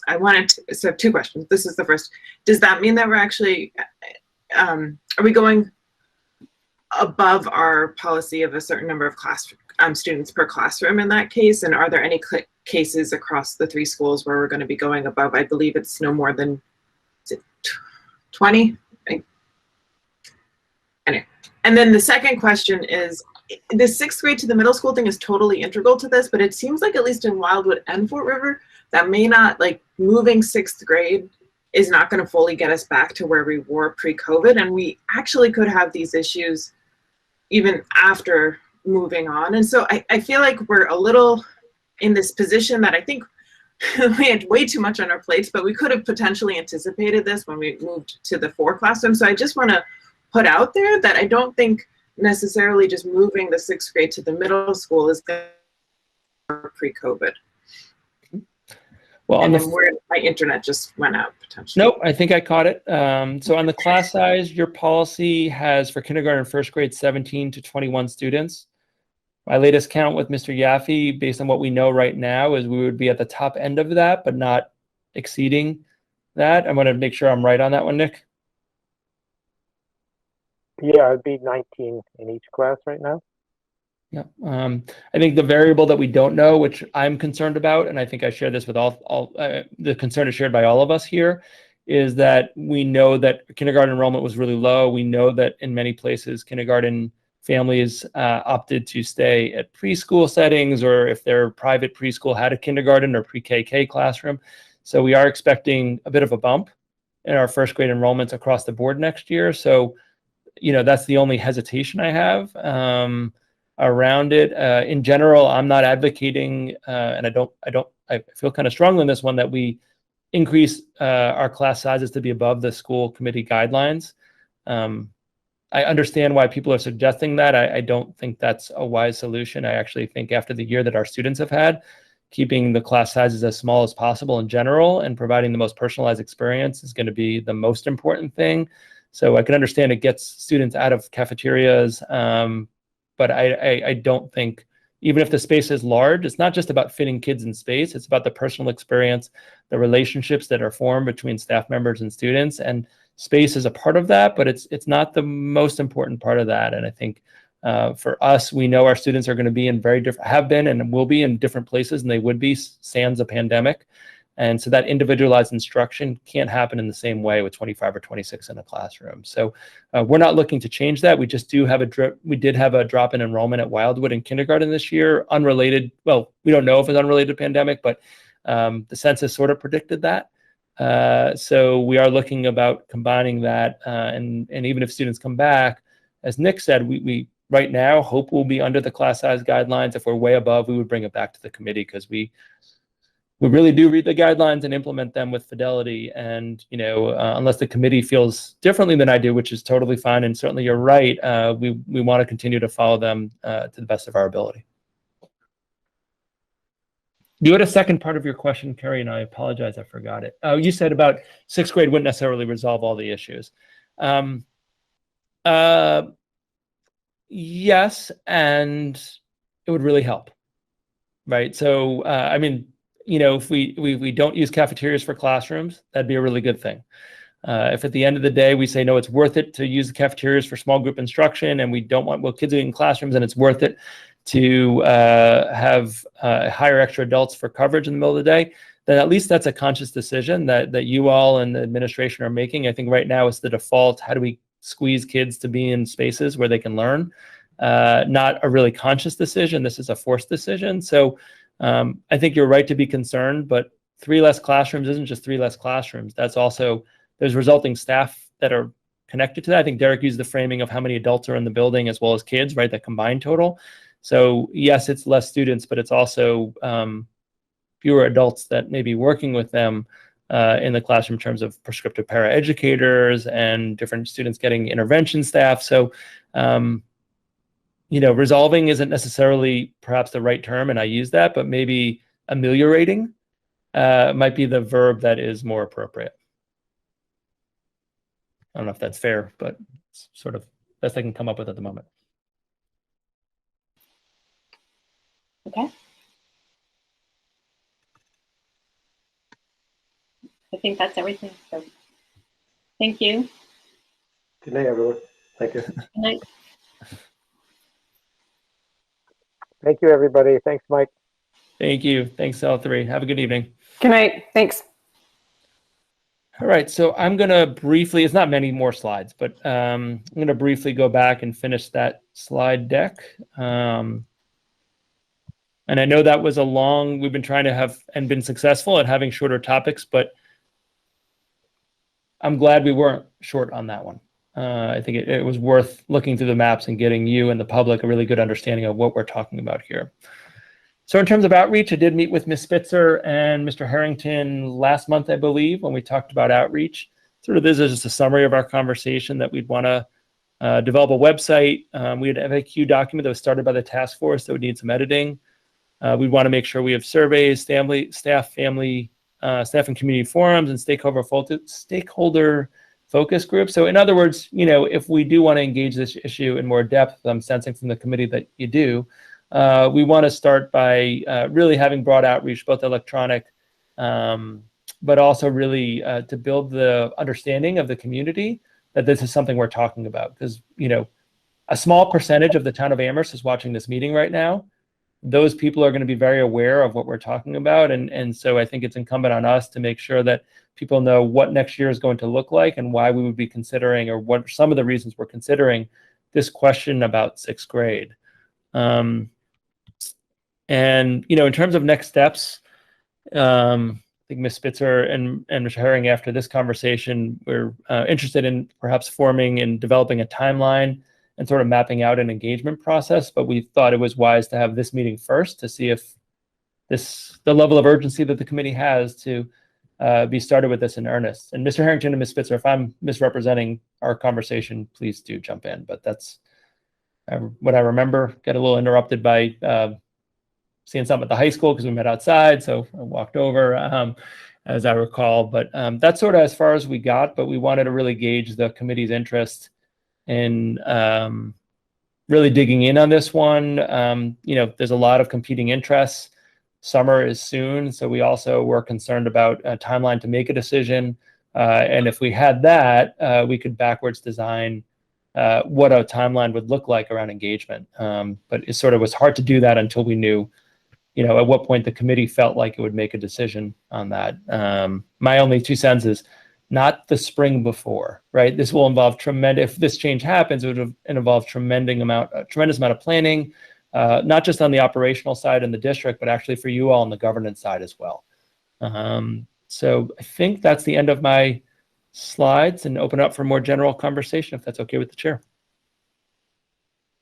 So onto your comment just now about sort of not the spring before. What does that look like in terms of timing? Is it, because I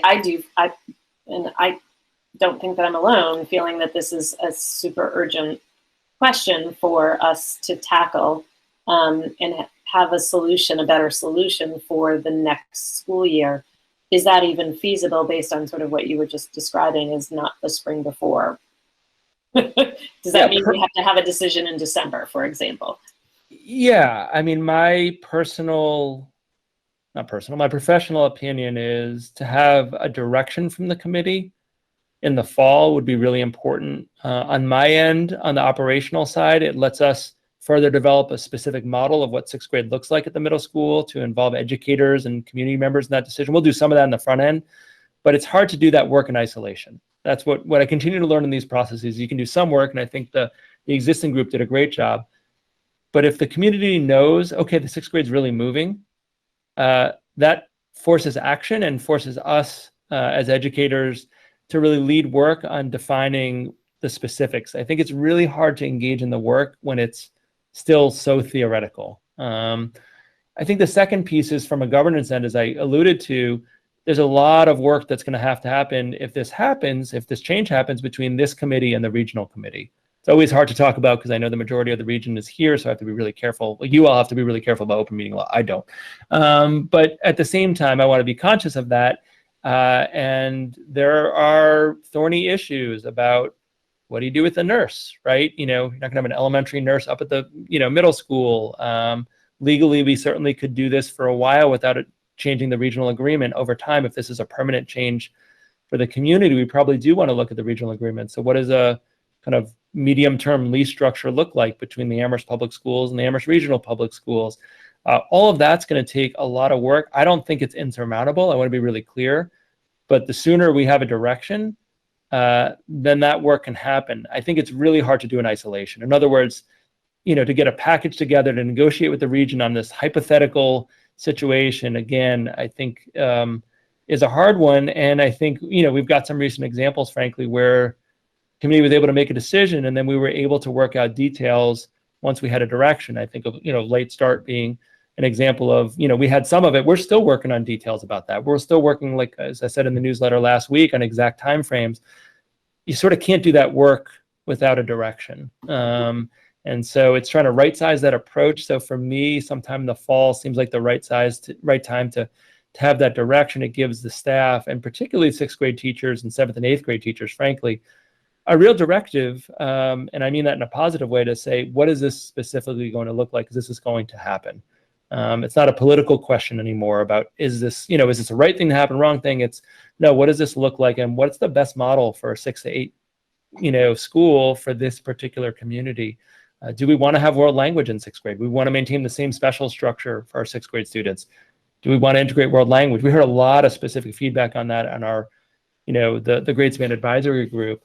So I'm not trying to push the committee towards that, but I do think realistically, a lot of things happen after some core kind of decisions are made. You're all the decision-making authority on this one, along with the regional schools. So to me, fall makes sense because it gives the winter and spring for you to get iterative feedback to say, oh, we don't like that specials model because it's omitting this factor, right? And I think the more we do that on the front end of processes, we end up like never getting to the decision. And I think, you heard my personal decision or my personal opinion that if it's going to stay as is, then we're really going to have to look at some broad expense for mobile classrooms for multiple buildings for multiple years. That, in my opinion, is going to add up to be in the 7 digits pretty quickly. And we really need to engage the town on that, about where that funding is going to come from, because the ESSER dollars aren't going to cover those costs for 4 years or beyond.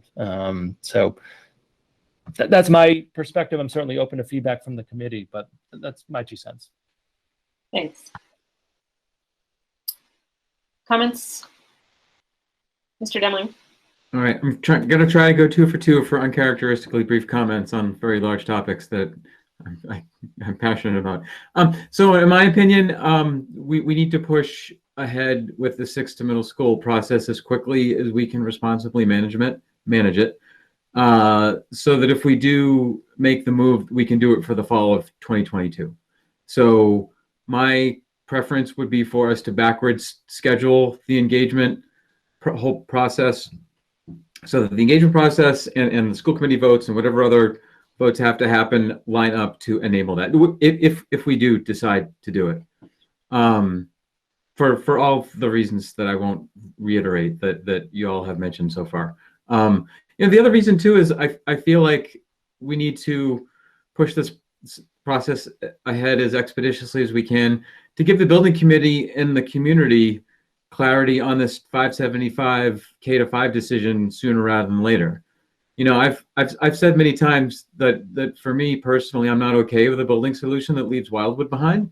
So I need to know as soon as possible if 6 to ARMS is a go or not. And in terms of our relationship with the building committee, I feel like it's our responsibility, because it's our call for grade configuration, to make that decision. You know, I try and put myself in the shoes of someone on the building committee who's looking at these 2 options, the 320 K6 and the 5, and you know, for the moment they have to approach them as if they're equally possible, because they don't sit on the school committee, right? That's our job.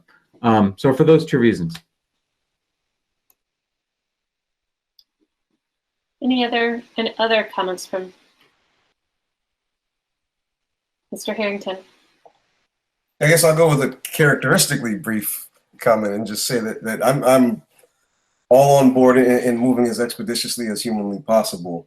Just because of, like, I mean, exactly what Mr. Demling just said, because, oh yeah, that's right. I'm one of 2 people here who has to kind of like ponder and weigh those issues out. So I'd like, you know, a resolution to that, you know, as soon as possible, so we can make that decision. But also, like, just the I don't know, there's like an overwhelming, I don't know, sense of like, I don't know, it's overwhelming for me hearing about like the space constrictions that we have at these elementary schools and all. Like, I realize I probably see it differently every day, but it's like, I don't know, this closed in feeling that's going to keep closing in until we do something about the space issue. And I think this is clearly relevant to that conversation. So all aboard, moving forward.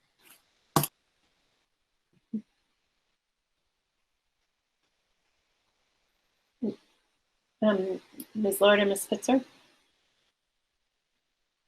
Ms. Spitzer?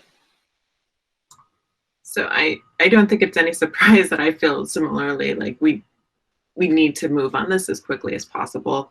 And I'm wondering in the outreach if there needs to be, there's outreach to the community, but also potentially to those on the building committee to really lay out what we saw today, because I don't think any of us feel, it just makes me so sad. I don't know, and frustrated, because it just feels like in this, you know, we should be investing in our kids' buildings, and it's so clear that right now our kids are in buildings that are not meeting their needs, and it's particularly acutely harming.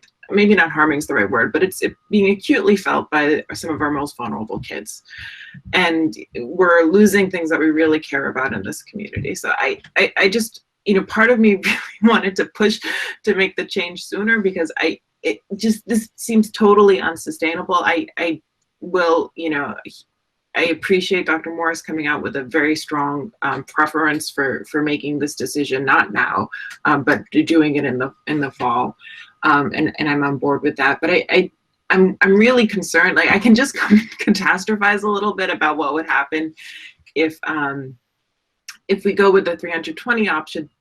It just all the ways these things are intersecting make me nervous. And I don't want to start talking about topics that aren't directly on the agenda, but I think we do need to start planning. And I think in a way, we need to think about this as holistically as possible. And I'm not sure how to, it's really tricky to do sometimes because of all the intersecting committees that we serve on.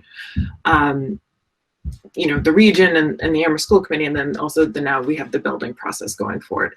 So in some ways, I know there are reasons that we often need to do this in silos, but I think to the extent that we can try to break out of those silos and bring this information to all of the decision makers who are involved with this as soon as possible, and especially obviously to the people who will be impacted in the community, I think it's really important. So thank you for so clear, bringing everybody together and so clearly laying out the costs and explaining it to the committee. Thank you. Can I ask maybe it's a rhetorical but super provocative question? Is this really even a decision? I mean, like, it just feels it's like, and I ask that not because my mind is made up necessarily, but I think as we how we frame it and how we're thinking about it could actually frame and inform how we do the engagement process. Because is this truly an either A or B, or is it, you know, it's A, and here's all the challenges for, you know, what are the concerns if it's A, right? Like I think it matters when we're soliciting and engaging with the community, and so that's why I'm asking their super provocative question. Is like, if it's not truly a choice of two equals, then let's say it clearly and build an engagement program and process that gets us there. I mean, that sort of unearths sort of what are the issues that we need to address in order to get there, right? Sorry. Mr. Demling. So yeah, that is a super provocative comment. But I appreciate the transparency though. I mean, so I think you articulate something that has been rolling around in the back of my mind on this for a long time, which is a 320 K-6 option is a complete non-starter in my mind, because it means we're leaving Wildwood behind. And we can't do that. Like we just cut and dry can't do that. So we in my mind, and this is just my opinion, but hey, it's an open meeting and it's on the agenda, so I get to share my opinion. That's what these meetings are for. In my mind, the 575 K-5 option is the only realistic, practical, responsible option, because it can take care of both Fort River and Wildwood. Now, because there is no other viable place for the sixth graders to go, that necessarily means that the sixth graders have to go to the middle school. Now, this would be a really thorny problem if it looked like that was a bad idea. Fortunately, for the past number of months, and longer than that, if you go back to the initial studies, this doesn't look like a bad idea. The fact that we are atypical and that there are a lot of positive aspects to it. I think the hesitancy in my own thinking process is that I don't want to jump the gun and say yes, sixth grade to the middle school, just because it's extremely convenient for the building project. However, a comment that Dr. Morris made a meeting or two ago on this really resonated with me, which is elementary districts make grade configuration decisions on space more often than not, right? And so we have a really, like, it's hard to overstate the urgency of needing to take care of Fort River and Wildwood as soon as we possibly can, right? And so we have a plus top of the level urgency motivator of space that makes us extremely motivated to do all we can to make it work for a sixth grader to go to the middle school. And I do appreciate Ms. McDonald bringing this up, because I don't want to be disingenuous with the public and say, oh, I haven't even thought about it at all, and it's a 50-50 in my mind, and we'll see what happens at the end of the survey. It's like, no, I have a pretty strong feeling right now that I really want this to work out, and I'm very happy to hear, you know, that pedagogically it feels like we could really make it work, and we have the educators and the resources to make it happen. So so you're right. Before we kick off a whole engagement process with forums and websites and surveys and whatnot, we might want to think about how this one's a little different, and maybe tie in to get some of those intersecting subtopics that Ms. Spitzer was just talking about.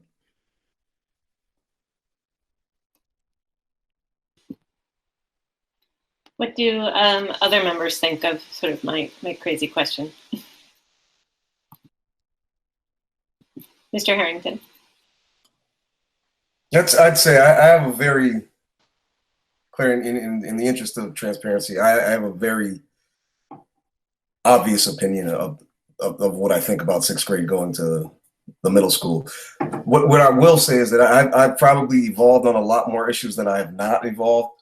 So I'm open to the idea of hearing tons of educator and family input that might sway me otherwise. But I don't feel like I disagree with anything that I've heard so far. And regardless of whatever we do, we need to start moving right now. I guess my opinion is that there's a sense of urgency, and I'm willing to go with what works best for our students and our educators. and our stakeholders in general, I guess. Dr. Morris? Yeah, so I think I'm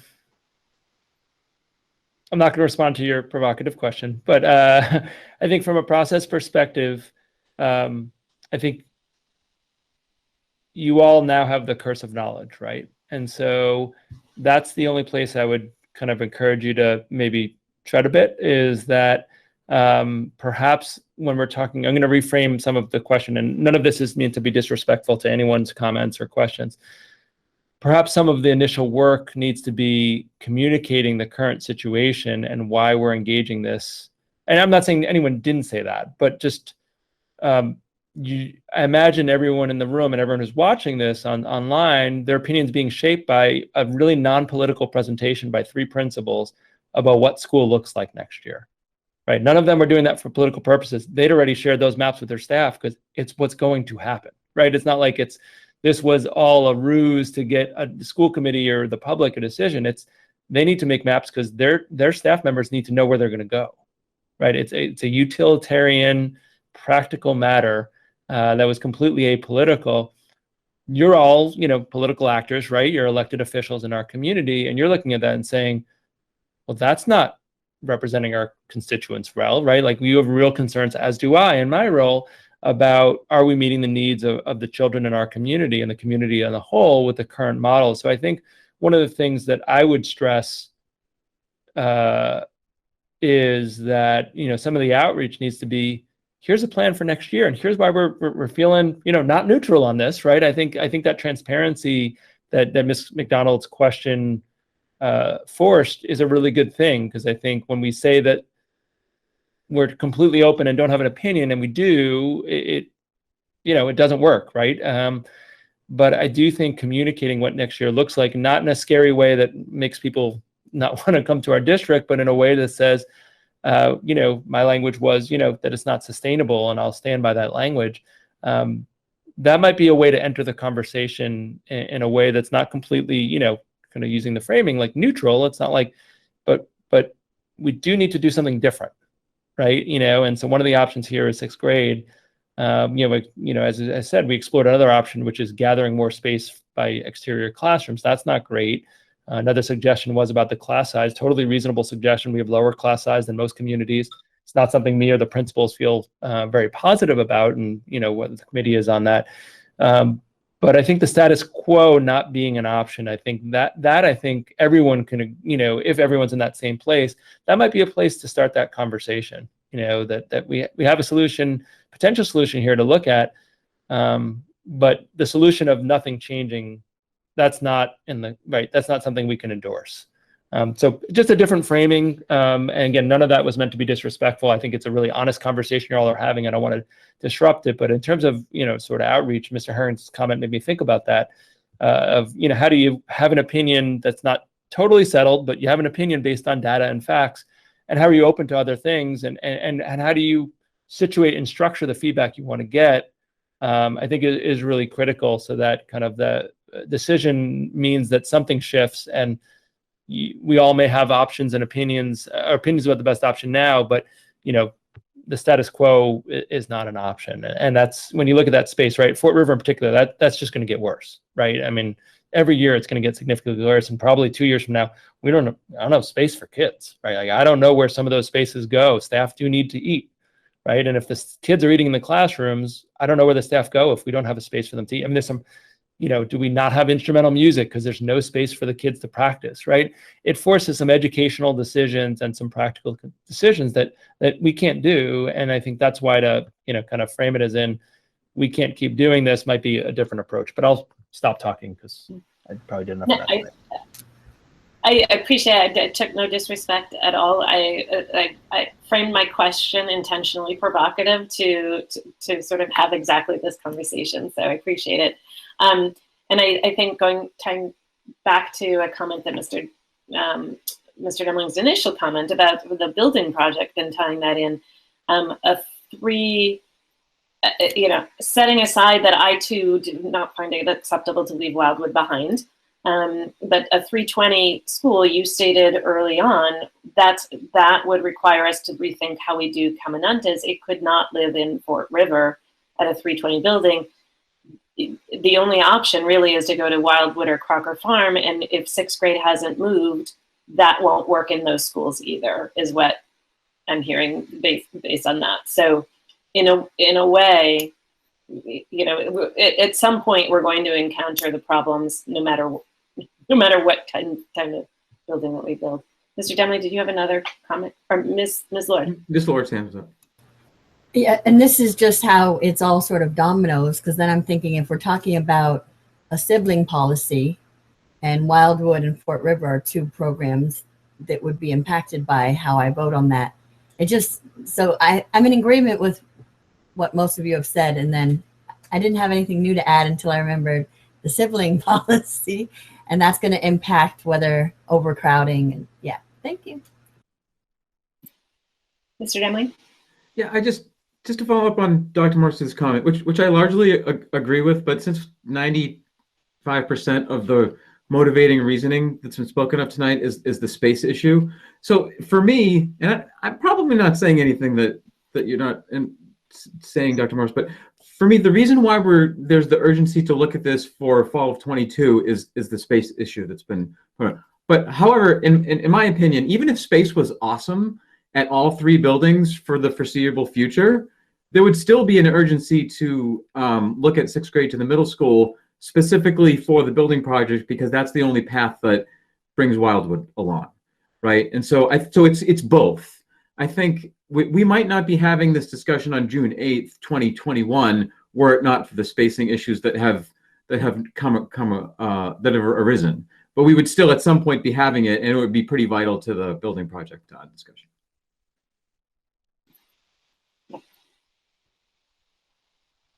So I think it's safe to say that the direction the committee wants to give to Ms. Spitzer and Mr. Harrington and Dr. Morris in mapping the engagement process is to do it ASAP to get our timeline as sort of with the decision and sort of in the fall, and we'll sort of leave it as loosely defined as that for now till you come back with that plan.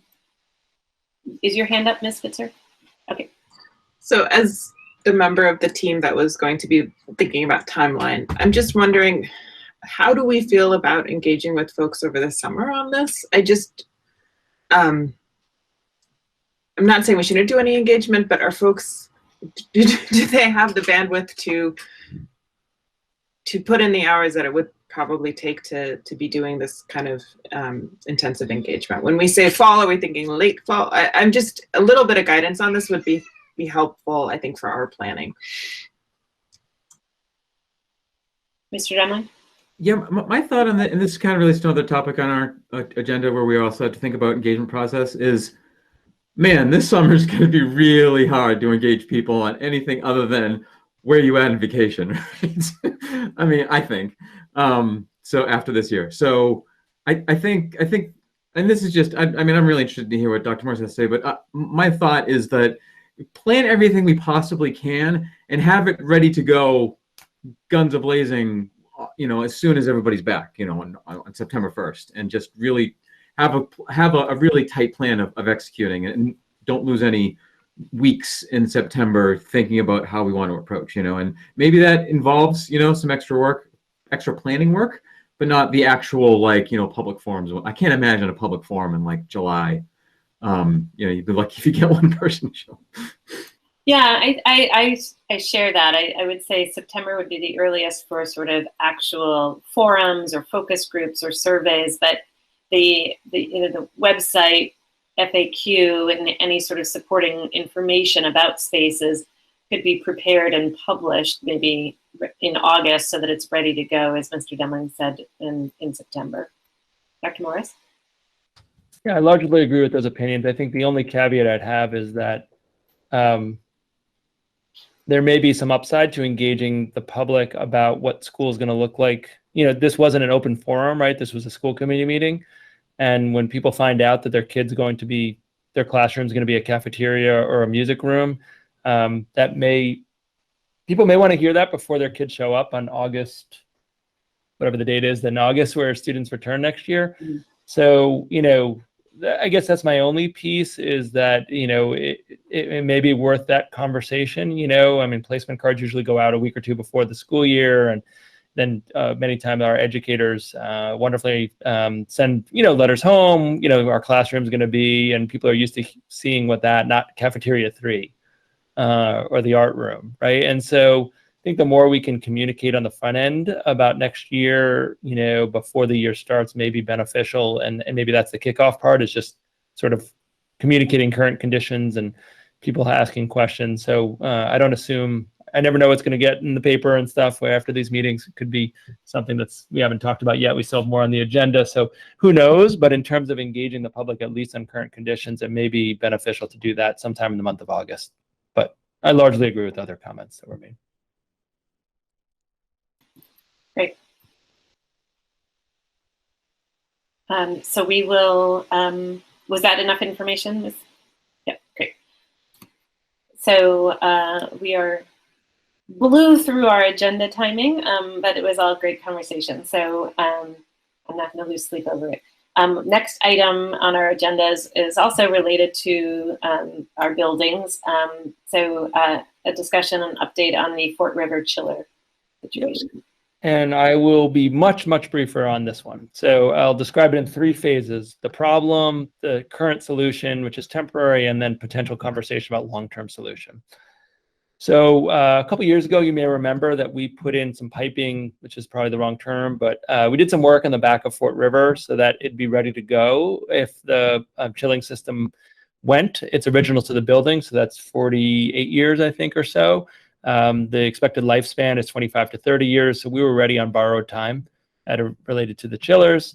And that borrowed time was up, as it often is. So about 10 days ago, 12 days ago now, we recognized the chiller wasn't working. Really appreciate the facilities department. We worked on parallel paths to both set up what we needed to set up if it was truly going to be not fixable, the roof unit, as well as investigating the roof unit. So we found out early last week that the roof unit was not fixable. It's also not replaceable in the typical way. They don't make roof units the same way they did in 1973. It's not like, oh, you can get the newest version. It's just the technology is wildly different. So so we knew that, I'll get to the future stuff in a bit, but we then found out this was not going to be fixable in the short term. Concurrently, as I mentioned, we worked on a plan to get a portable chiller here. We also needed a transformer and a significant amount of electrical work to be done to set that up, even though it was sort of set.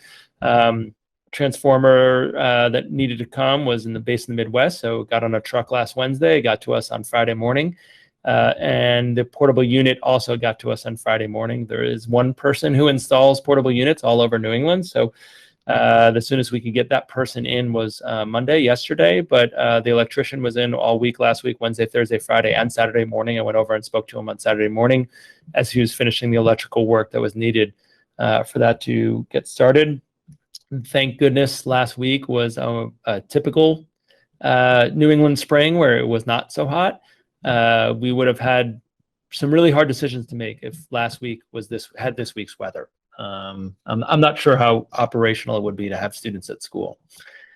So yesterday, the person got there early in the morning, was greeted by Doug Payan and Rupert Roy Clark from our facilities department, and me, came in right behind him actually.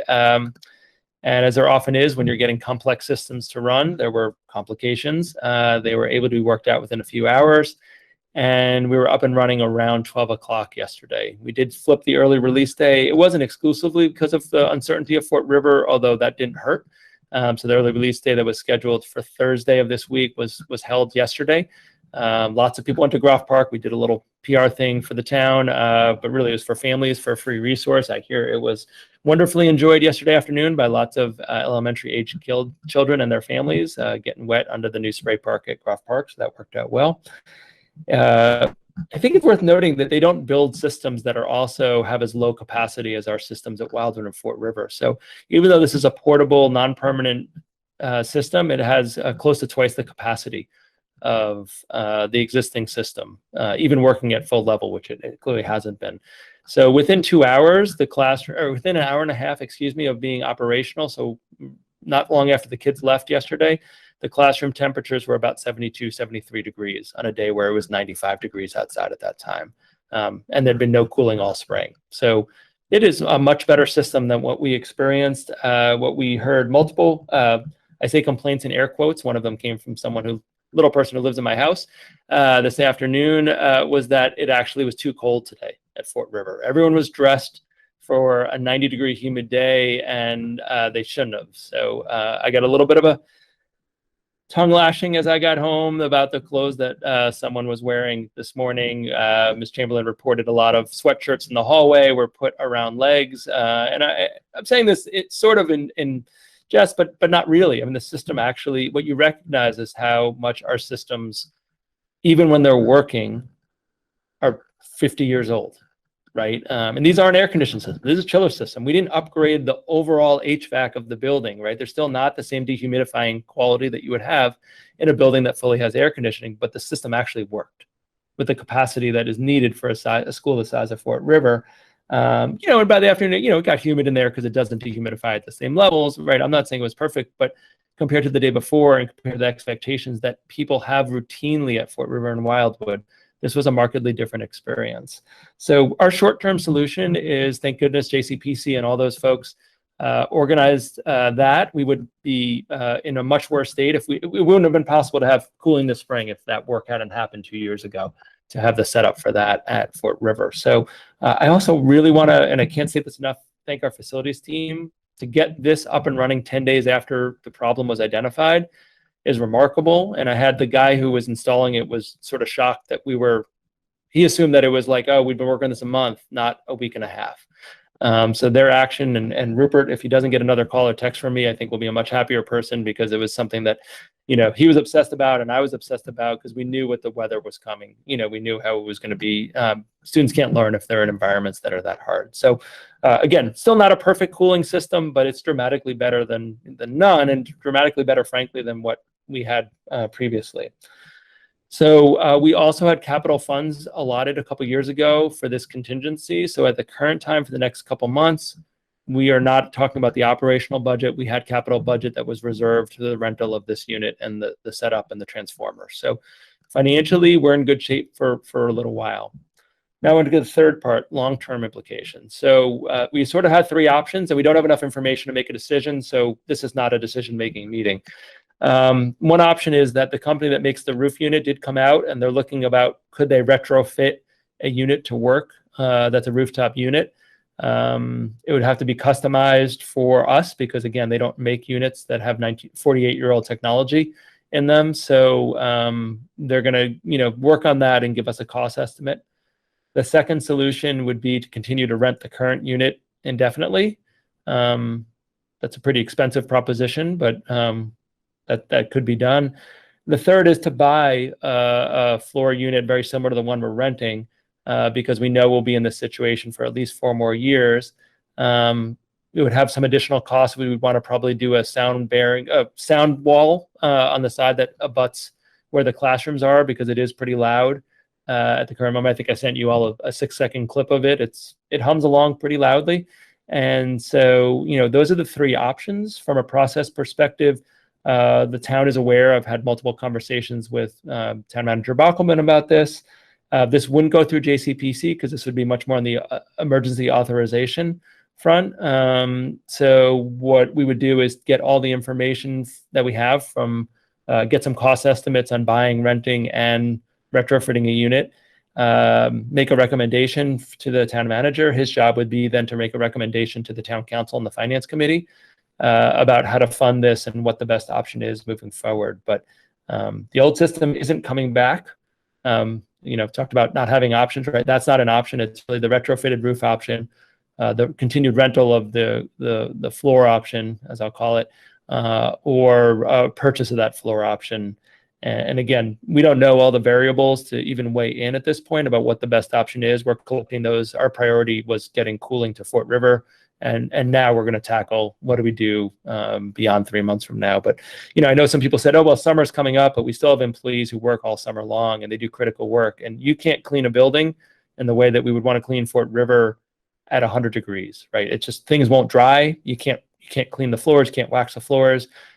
We've had experience with this. Unfortunately, it doesn't work. So we will need some cooling. We also have office staff that work all summer. We'll have a new principal in there. So we can adjust the cooling. We don't use nearly as much when the students aren't there, but we do need cooling over summer months at Fort River as well. So that is as quick a summary as I can give of the saga of the last 2 weeks. But fortunately, not all sagas on our front facilities have happy endings.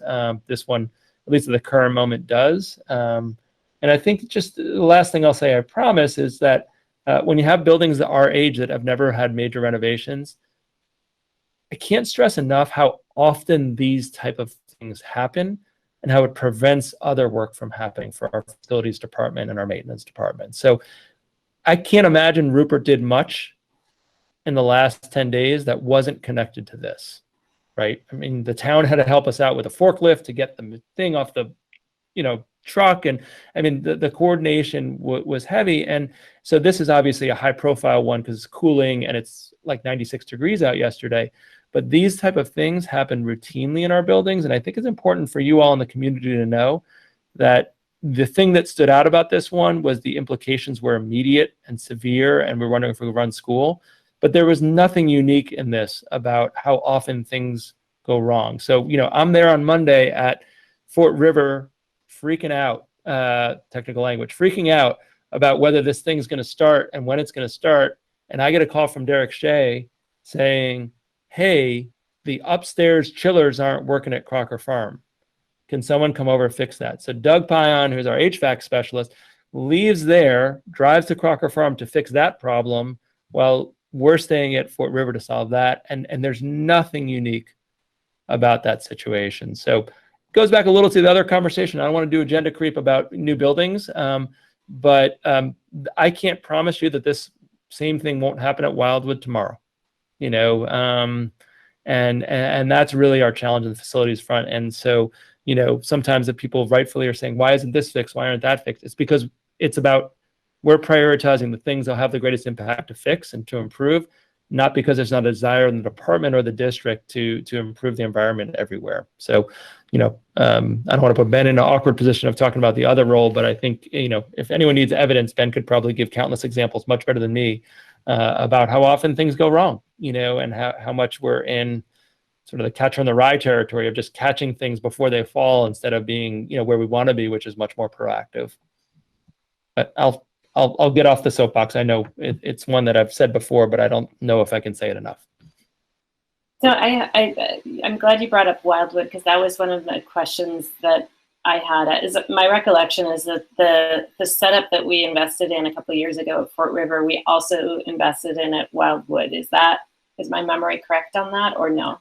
Not at the same scale. What we did at Wildwood 2 years ago, or 2.5 years ago, was we did a more expansive fix of their cooling system, but it wasn't replaced. In other words, they still have original parts. It's what Doug did up there and with consultants, was a more significant fix. That wasn't possible at Fort River because the system just died. Yeah. But we set up the pad and things to take a rental. No. Okay. Not at the same extent, Ben, and I don't mean to just as my wife can attest to, not my area of expertise, but making sure that I'm saying this accurately. Some work was done, but we don't have the same setup at Wildwood as we have at Fort River, right? No, we don't. So at Fort River, we can kind of, I don't want to say auto connect a rental chiller, because that's clearly not how it worked out, but we're definitely not set up in the same way at Wildwood. No. I saw your hand, Mr. Emily, but I just want to, I don't want to do agenda creep either, but I think, your point, Dr. Morris, that we're in this situation, not because, actually, our situation is much better given the hard work, planning, and thoughtfulness of our facilities team and our capital and our financial team to sort of hold on to those capital reserves. But that's the only thing that's sort of keeping the Band-Aids and duct tapes together. And, at the risk of joining in the agenda creep, we shouldn't be here. We really shouldn't be here. And it's, you know, when you weigh that, combine this on top of sort of the space issues that we have, we're not just making lemonades out of the lemons. We're like doing magic is what we're doing, and it's not sustainable. It really isn't, and it's unfortunate that we're in this situation, particularly in a moment when operating budgets are being challenged, and will continue to be challenged. So I don't enjoy us having to make these decisions. I'll just say that. Mr. Demling. Yeah, I mean, I don't think it's agenda creep at all. We're directly talking about Fort River and the impact, and I mean, I was going to go the same place, like, and you know, and I'm really going to try here to be forward-looking and not backward-looking. But I mean, we had an opportunity to solve this 5 years ago, and we didn't. And in the spirit of what I just said, I'm going to look forward and not say whether that was the right decision or the wrong decision, but that was the decision, right? And so here we are, and I feel like, you know, in terms of public communication, I don't think anybody here on this committee like questions that these are really old buildings that are literally falling apart, that aren't meeting educational needs, and that we have to do something about them as soon as possible. But communicating that to the public, especially at action point time, and there will be some very important action points for the future of Fort River and Wildwood in the near future, that's the challenge. And so I think, like, the more that we can make sure that the building committee understands where we're at with these buildings, and the more that together with the building committee we can communicate to the public where we're at with these buildings, that this isn't a normal building project. It's not like, oh, we have these two buildings and they're close to end of life, and so it's time to get a new one. We're way past that. And it's only, again, as Ms. McDonald, it's only thanks to the heroic and continued repeated efforts of our facilities department that they're not in worse shape. And I guess I highlight this point because Amherst as a community doesn't have a fantastic track record of rallying together to support a project when everything doesn't go one's way.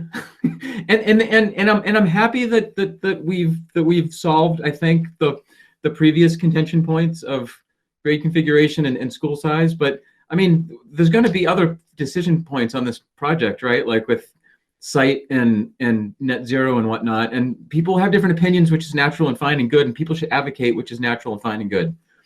But at some point, there will be a project on the table, and then it'll be up to us to advocate about, you know, about garnering public support. And to me, this is the core issue. I wish I could take Dr. Morse's comment from 5 minutes ago and condense it into a 30-second commercial and then run it on ACTV. But, like, you know, it's like we're not exaggerating the situation. Like this really is an urgent need to replace both of these buildings, and this is just another exhibit to underscore that point. Ms. Spitzer. I'm going to return a little bit more back to the procedures forward with the chiller. Not that I disagree with anything that was said by anybody. Just thinking about the process of going to the finance committee and seeking their approval, I just want to say that having sat on JCPC, and this is a different group of people, but I think we should potentially, one of the considerations, and your team may already be considering this, is, but I feel like they're going to ask us about the environmental impact of whichever of the three choices we go with, and it would be really great to have that information handy when we're making the decision, and then to inform the finance committee conversation on this. And this also relates to the broader question of which I'm sure that none of these three options are as efficient and environmentally sound as a new, really designed or renovated building would be. So thanks. Dr. Morse. Yeah, we loosely talked about that. That wasn't the priority. Priority was getting cooling back to Fort River, as I stated. But the last point you made, I think, is the most important one. From a carbon perspective, none of these are great options, right? So it's going to be about degrees of not good, and that actually plays into the rent versus buy piece as well, because, you know, I don't want to get into the weeds of it, but one of the upsides potentially of buying is that, you know, it could be moved to another site, but, you know, if it's not seen as the kind of fuel source or you know, cooling source that we would want to use at another town building, then that sort of minimizes some of the how other communities have thought of this. So, you know, I think I know the limitations of my knowledge. So right now we're really at the gathering data point, and we'll get through the year and we'll get through the summer with this. And at that point, we really need to have a long-term plan of what we need to do. But at this point, we're still waiting to see if the company for the rooftop unit even thinks it's possible to retrofit it. We don't even know if that's viable, right? They may come back to us and say, yeah, you know, we don't have people who can do this. And the risk of it is, if it's retrofitted, what happens if the same thing happens again? Right, you know, because, you know, it's like anything else, you know, by recondition things, like, you know, sometimes electronics, you go to Amazon or whatever, and you buy that, there's always some risk about, you know, trying to recondition something that was from a 1973 system. How many people actually can do that? And then if it goes wrong, how many people will actually know enough how to fix it? So there's a lot of environmental pieces, but there's also a lot of, like, if we do it and it fails, that's also has environmental implications, right? Because if you end up needing two systems in the end anyway, right? It's not a clear environmental impact analysis, because it assumes, it's hard to assume that things won't have problems. A related question is the current rental unit any more efficient than what it replaced? I don't know the clear answer to that one.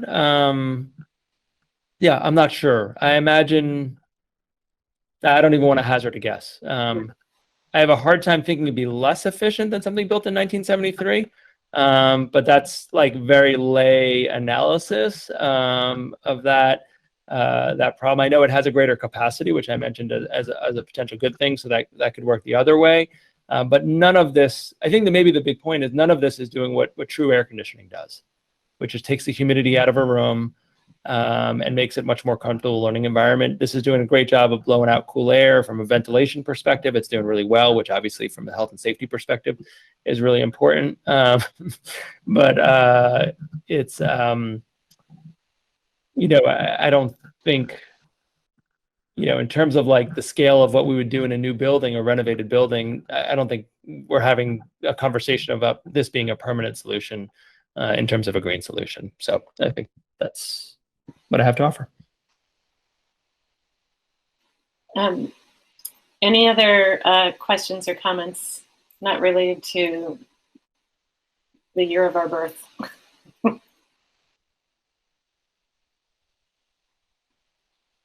Not seeing any. Okay, so next steps will be at a future meeting. We'll hear more about the options in front of us. Okay, great. So moving along, next item is a discussion on stimulus funds, ESSER 3. One of the requirements with ESSER 3 is a stakeholder engagement process, and so this is a starting discussion on that. Dr. Morris. Yeah, so very briefly, there was a DESE webinar for all the superintendents. Their strong opinion, it's a little different than what's in the stated document, which put in the packet, is to really engage stakeholders once you have clear plans for fall. And they recommended that summer would be a good time, because at that point we really know what school looks like. So it's one of the reasons that the application isn't due until October 4th or sometime in October, is they actually think that right now it's hard for districts to have incredibly clear plans for the fall, because we haven't received all the public health guidance. So even things like, do we need an isolation room, which might be used by some of these funds? We don't even know what the guidance is on that. So their recommendation was doing that, you know, particularly maybe in the month of August, bleeding into September, to give the district staff enough time to write the grant proposal and have it submitted before the due date. They also really recommended that districts not spend all their money at once. They talked a lot about fiscal cliffs and some lessons learned from the last stimulus package with the Great Recession in 2007, 8, 9. that they did see some districts fall off that financial cliff and have a very, very difficult time with that. So the two pieces, just to summarize: one, engagement process, really have clear plans for the fall. You probably don't have them totally yet because, you know, we're still waiting for public health guidance. And the second was to think of a multi-year plan, and that's why they ask for updates every 6 months. They're going to have a lot of questions for districts that want to spend lots and lots of money up front and not recognizing the long-term implications of the way stimulus dollars work as it relates to this. Casually in conversations with other superintendents, they're thinking of having school committee meetings using a public forum kind of model to elicit conversations from all the stakeholder groups in a really public way. I think one of the things they talked about is it's really important for stakeholder groups to hear from each other about priorities. So if you're meeting individually with stakeholder groups, they never get that opportunity. And then oftentimes decision makers like yourselves or myself, it feels like we're not paying attention to someone or the other because they're not hearing what other people value. And so frankly, there's a town charter and we're supposed to do public forums. So, you know, in my head anyway, one way that we might want to approach that is to have a public forum on the topic as we have more information about the fall. And again, I think by August, we'll have a pretty good sense of that. So that's a little more of a recommendation than perhaps I was planning on saying, but I'm, as opposed to the rest of this meeting, trying to be succinct. But that was a recommendation from the department. Candidly, it makes a whole lot of sense to me to know more specifically what our plans are. You know, are we continuing with BINEX testing? What's the recommendation that we're going to get from the state on things like that? We'll have a better sense of how many desks we need, if we need more desks because we're not using tables. Like, there's a lot of decisions that will be made that will have implications for stimulus dollars that right now we don't have enough information to even kind of hazard a recommendation on. So that's what I heard from other superintendents and what the department shared. I don't know how you all feel about that quasi recommendation about engagement and process, but that's what I have to share. Thank you. Any questions? Ms. Spitzer. So overall, I think that makes a lot of sense, but I have, I guess, one piece where I'm wondering if maybe there might be other stimulus dollars or another process that might be useful. So what we just learned today is that we're going to have incredibly crowded buildings. And one of the release valves for that that's available to us now is expanding our outdoor spaces.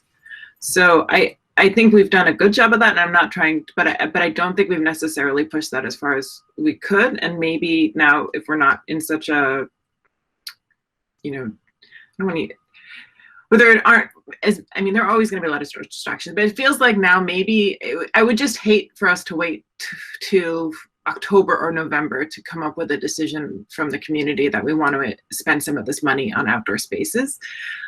Because then we're going to be in a season where those outdoor spaces won't be utilized. So I guess one of the things is I'd like to see a way that we might be able to set ourselves up for the fall with a more robust, I don't know if it means more tents or more chair, like maybe that's the piece we get some engagement from people in the, who know the buildings better and the layout of the area better. But I think our elementary school kids could really benefit from potentially, again, engage with people who are on the ground, but it seems to me like that's one of the only things. And I'm thinking about the conversations we're going to have, you know, telling parents, your kid's going to be in the cafeteria next year.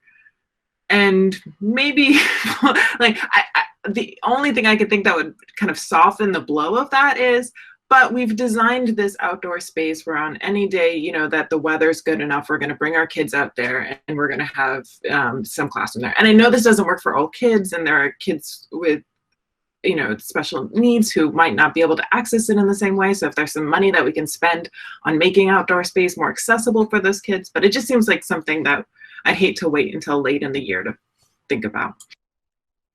Dr. Morris. I can give you a real quick answer. So as you saw in the last Amherst school third quarter budget update, we're feeling pretty good about where we are in terms of this year's budget. And we haven't tapped all of the ESSER 2 funds, which can be used. ESSER 3, there is some slight variation in terms of what funds can be used from this. So I don't think those two things are bimodal, right? Like I think we can take steps along that dimension. You can also retro date, so you can pay for something now and then charge it to the stimulus funds later. That's something from a process perspective, we want to be really not interested in doing much unless there's some financial reason to do so. I think it actually avoids the public process that is rightfully involved in the stimulus funds. But if we were in a financial pinch where we paid for things like more tents or something like that in the summer and couldn't find other ways to fund it, we could do that. I mean, just philosophically, I'm not in favor of using grant funds with these stipulations outside a public engagement process. So I do think we can take active steps along the dimensions you had without, and still have an engagement process that plays out in August and September. Mr. Demling? So yeah, I think the schedule makes sense. So long as we are, again, ready to kind of like, we're ready to go in, end of August or August-ish, September, with the October 4th deadline. I guess the two things that strike me about this particular item that makes it different than some other engagement processes is, one, it's not a district altering amount of money. And in some news coverage, that's how it's portrayed. Because for some districts, some larger districts, it is. There's some urban districts that are getting hundreds of millions of dollars, and that's awesome.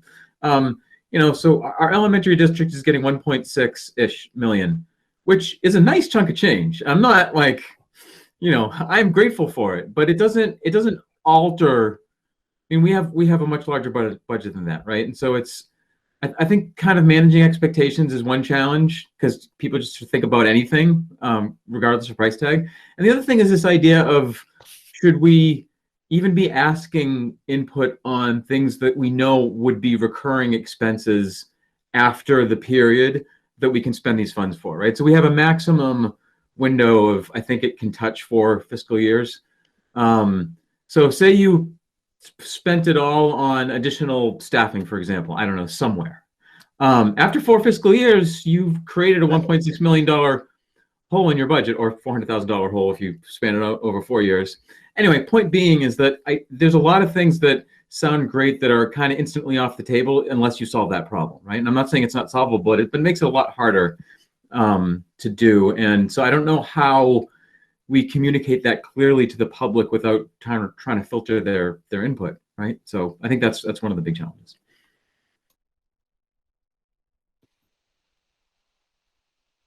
Any other thoughts on the proposed timing of August-ish for community forums?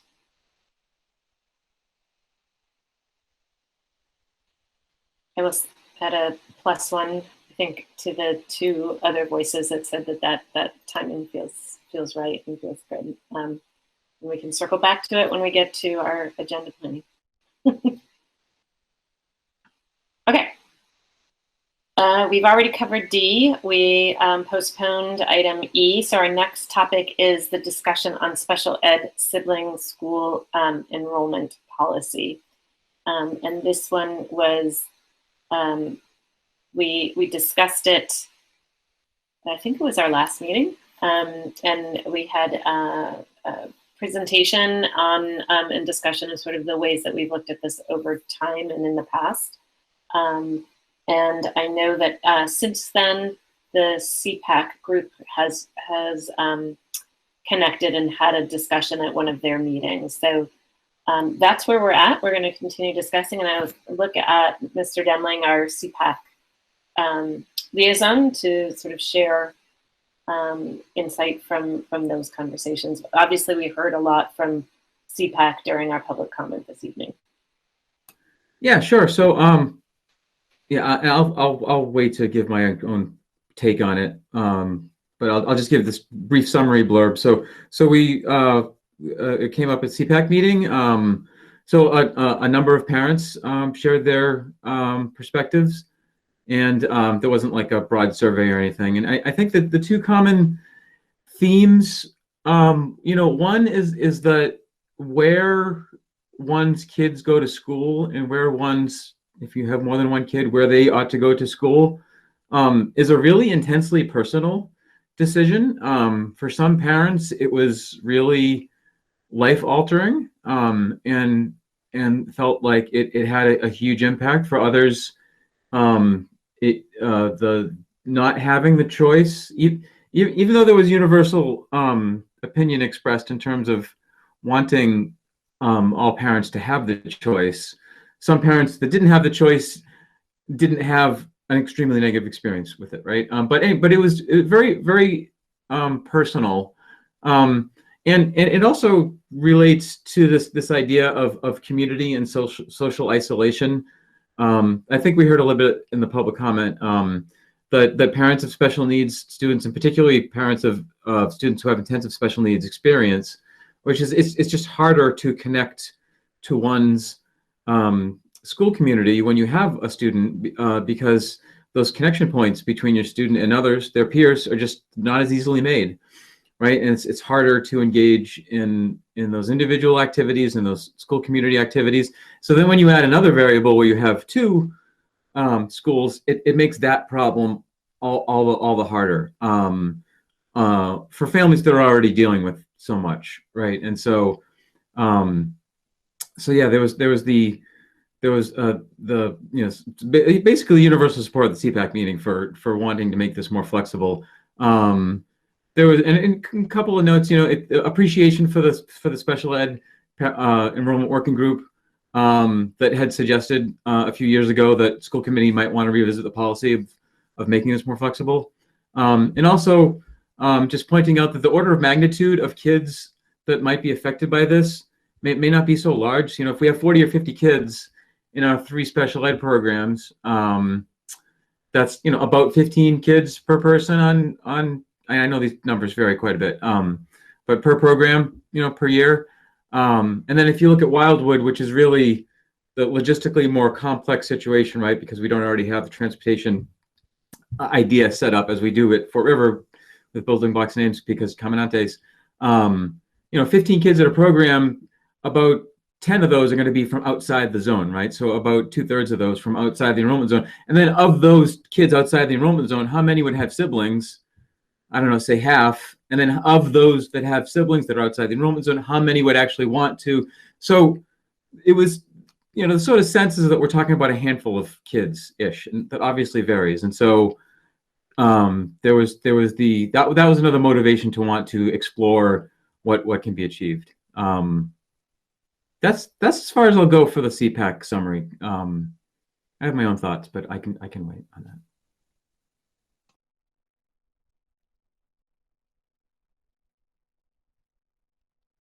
Sorry, I forgot that I muted myself. It's getting late. I think what we wanted to do this evening was have a discussion, have some sort of sense of direction. If we wanted to vote on something, we don't have a written policy about special ed sibling enrollment. So not advocating that we do. So it's not sort of a read a policy and vote on a policy, but we can provide direction on expectation, what we would like to see, or as Mr. Demling described, explore, and sort of general timing for that. What are folks, Mr. Harrington? I'm just wondering, is there actually a cogent argument against offering this as a choice? So in my mind, this is pretty cut and dry. I feel like this is something we ought to do morally, and I mean the logistics, like Mr. Demling said, this is a handful of people that we're talking about. But even if it were 2 handfuls of people, working out the logistics is worth it, right? We're talking about human beings, right? So I'm just wondering, what is the argument against this? I know where I stand so far, so. Mr. Demling? Yeah, so I mean, as far as I understand it, and I want to thank Dr. Morris for talking earlier last week, so I could more fully understand. But basically, the transportation, from what I understand, Dr. Morris, feel free to clarify. That the transportation and enrollment logistics are complex, particularly for ILC at Wildwood, because we don't yet have that transport path identified. and set up the way that we do. So for example, if you had a kid that was getting bused from the Crocker enrollment zone, or say vanned from the Crocker enrollment zone to ILC at Wildwood, and their sibling wanted to join, how would that sibling get there, right? Would they go to Crocker and then go Crocker to Wildwood, and or could they go on that van, and what would that mean to go on that van? And then there was some administrative discussion of impact to the enrollment sections. The other thing that and I'm just trying to be like fair-minded about the operational logistics, is that this particular year, from what I understand, is going to be harder than average to plan smoothly logistically. Well, one, because we have the start time, right? So the start time impacts all the transportation stuff, start time change. And then we also have a higher than normal level of enrollment uncertainty and volatility with the return from COVID, right? We don't exactly know we never know exactly who's coming back and what our kindergarten enrollment is going to be, but more so than average for the other grades. We have that. So a couple of months to turn that around, I think. And I guess I'm I'm starting to get into my opinion, so I'll just cut to the chase. And it is very late too, so I will make my remarks brief. My feeling on this, so I agree with Mr. Harrington in principle that why shouldn't we go do what we need to do logistically in order to support this flexibility for this handful of kids. The more I talked through the operational logistics and thought through those implications, we want to implement this thoughtfully, right, and responsibly, and make sure that the parents are making a thoughtful decision as well, and don't feel rushed on it. So one option would be to implement this not for this fall, but for a year from this fall, and then so we would get out of any unique aspects of what's happening this fall of 21. So those issues would be taken care of, and it would give the district 14 months basically to engage families and to talk about it, and to make sure that we are making the most responsible and efficient implementation of that service. Downside is that it's a year when parents don't have that choice. But it seemed to be the way in which we could, like, just one example, and I'll stop rambling in a second. Is that idea of what if you're a sibling? Can you just get on the van with your sibling who's on an IEP and go from Crocker to? I'm sure that there are issues I'm not even thinking about, right, in terms of transportation reimbursement for kids that aren't on IEPs, and how. So just to be able to thoughtfully implement that, and to communicate to families what the impacts would be for their kids. But I've probably rambled on, so I'll pause there. Ms. Lord.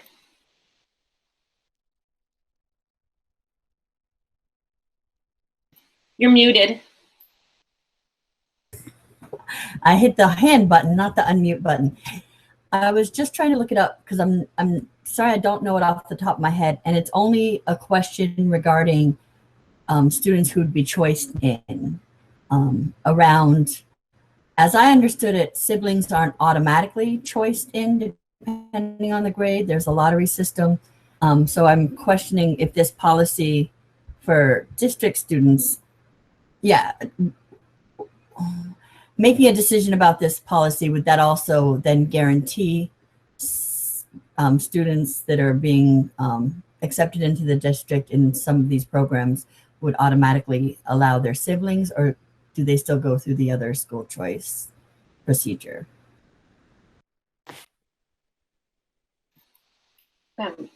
Dr. Morris. Can I try to restate to make sure it's late? So make sure I'm understanding your question. I think you were clear. It's all on me, Hala. But I think what you're saying, if it was a school choice family who had a student in an intensive needs program, would their sibling automatically go to the same school? And would they get in? So I think, well, we don't take school choice students at every grade level every year. So I don't think there'd be a guaranteed entry, but I think if a policy was created as being discussed, if the sibling was allowed in, and siblings do get preference in the school choice lottery, that they would be assigned to the same school the same way a district student would be assigned to the same school as a sibling who's there because of that. And actually, that's a really easy problem because we don't provide transportation to school choice students. So to me, that's an easier one than actually the logistical problems with Mr. Demling citing. Thank you. Thanks. Sir? So my gut response to this is, of course, we should offer this option. The logistics are tricky, and so one of the questions I have is for the Commandante student who is at Wildwood or at Crocker Farm and is getting transportation from those schools to Fort River, how are we doing that now? I thought it was potentially, I had in my mind that it was actually related to the transportation of students who are already receiving transportation to go to the programs that are specifically at Fort River. So if we have students who don't necessarily, well, maybe I'll get your answer and then I'll follow up.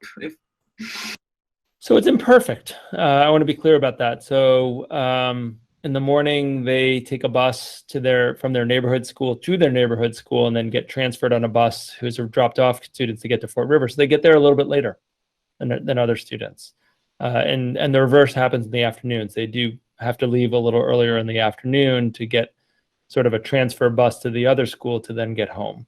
So there is a reduction. It's not a huge reduction, but there is a reduction in student learning time because that's sort of the best way we could do that without adding significant cost. And for that reason, some families choose to provide their own transportation. It means it's a longer ride, particularly for Crocker Farm students. It's a little bit further. Wildwood's, people don't like when I say this, but it really is right around the corner from Fort River. It's like 1.9 miles or 2.9 miles, and there's, I don't know, one stoplight or something like that. Stop sign, maybe. I think that one's a little easier. Crocker Farm is a little bit more of a haul to get to Fort River. I think when you're talking about Wildwood, that is a little bit further from Crocker Farm. So you're talking about a longer, more implications in terms of if a student lives near Atkins, I'm just picking a southernmost point, or Hulst Road, or I don't know what the most southernmost point is, to get to Crocker Farm and then get to Wildwood, that's a long time on a van and a bus. So I think our transportation department has expressed concern about the length of time. Ideally, if cost was no object, we'd want to probably run separate bus runs going down that way instead of having the transfers, which also has some challenges in terms of making sure, especially young students, do that. Another option, would be, could we increase the number of van seats so that students could ride with their siblings? There's a cost implication. Right now, all of our van seats are full. So, if we want to do more runs, including vans, we get siblings, which would be ideal from a family perspective, because then at least it's one pickup time, right? We're talking about perhaps two significantly different pickup times if one student is going on a van based on their special needs and the other student is taking a transfer bus. So I think I only say that to describe that it's complicated logistically. I don't disagree with anything anyone said, Mr. Harrington, Mr. Demling, in terms of the commitment there, but it's not, it's not as easy, and I'm not an expert on bus routes and van routes, but it's not as easy as we can just add a couple students here or there, because there's real implications of lost instructional time and then making transfer runs and adults being responsible for students in those and not having failure points. So I think given that Wildwood is a little bit further, from Fort River and doesn't have sort of the route map. Fort River's route map goes, this is getting into the weeds, but I think it's relevant. Fort River's route map goes really far into North Amherst and really far into South Amherst. So you have Fort River, you have Amherst Woods, which is on the, southern-ish point, or near southernest points in Amherst. And then it goes all the way up to like Shutesbury Road and right onto the Shutesbury border in North Amherst. So Fort River ends up being, it wasn't why we picked it, ends up being a great site for district-wide programs, just because geographically there's often bus runs that go all over the map. Basically, it just doesn't get to West Amherst from Fort River. Wildwood doesn't go as far south. So it does create a number of logistical challenges that don't exist for the Fort River runs, just based on the catchment area, not necessarily just the school's location. So that's probably getting more in the weeds than we need to now, except to say that it's a complicated problem to solve. If that's where the committee is, we're committed to solving it. We think the values that you all are expressing, consistent with the values of the district, I do have concerns, as Mr. Demling stated, about the timeline and the capacity to do this and do this well by fall, and to be able to say that it's cost neutral. I can't commit to you that that's not cost neutral. An additional bus run's $55,000. We know exactly what the cost of an additional bus run is. So, you know, I don't think we'll be able to get to that to you in the next 2 weeks. We just got 37 more kids on buses to start at the high school on Monday of this week, because they changed their mind and the high school model was flexible to do that. That's the last change we're going to have in terms of transportation, hopefully, for the rest of the year. A lot of pivoting, to use the phrase we used earlier. And we'd be further ahead at looking at next year's routes if we weren't in this year.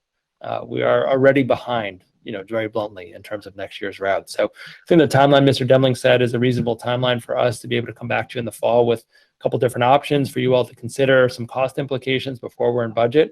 And I think it's, you know, that appeals to me as making, you know, decisions, having commitment on the ethics of it, but also for you all to know the reality of it as well before we start implementing. And I don't think that's possible if we're talking about next fall. That was a lot of detail. That without a map was probably a lot of words 3 hours into a meeting. So I apologize. So I'm just going to add my voice to the why shouldn't we do this, and that it is the right thing to do. And I could go on, but I won't because it's 9:30. But I like I think I sense from folks here, I sort of, again, reading the faces on the screen, that we are aligned on this idea that we want to explore this and hear the options and cost implications of making this change, come back to it in the fall for a potential decision impacting the following school year. Is that correct? Okay. Ms. Spitzer. I'm just, sorry to complicate things, but I'm just thinking of the kindergartner who's about to start in the fall and who's got a sibling at a school that is already in a program, and then them getting situated in that program and then having to the following year, or situated in that school, and then the following year we open up the door to this because we're planning on it, but their parents have just spent the time. So I'm not saying we do this for everybody, but is there room to explore this for, like, take a survey of incoming kindergarteners if they'd have a preference, if they're related to a student who's in a program and have a preference? I just want to put it out there because I'm just thinking, like, the people it's going to affect the most are those who are just starting and just getting attached to a school, and then to introduce, I mean, maybe it won't be an issue, but it just seems like it's worth asking. Dr. Morris? I mean, to me, it's not just a logistical question, it's a financial question. So if that group of students actually requires an extra run, and that's $55,000 that we start the year in the hole, after our budget's passed, I mean, we can do that and we can consolidate funds elsewhere. I'm not saying it would be, but we just don't know. I mean, I talked to Randy Sibley, our transportation coordinator. You know, I'm fine doing what the committee wants to do. I just want to suggest that I can't promise you that that won't have other financial dominoes that are unplanned for. And, you know, but seems like most years there's some financial dominoes that are unplanned for that we manage at the beginning of the year. At least 3 of my 5, there have been that I've been in that situation. So really, it's I'm flexible with that, but the number of students isn't actually so much the issue.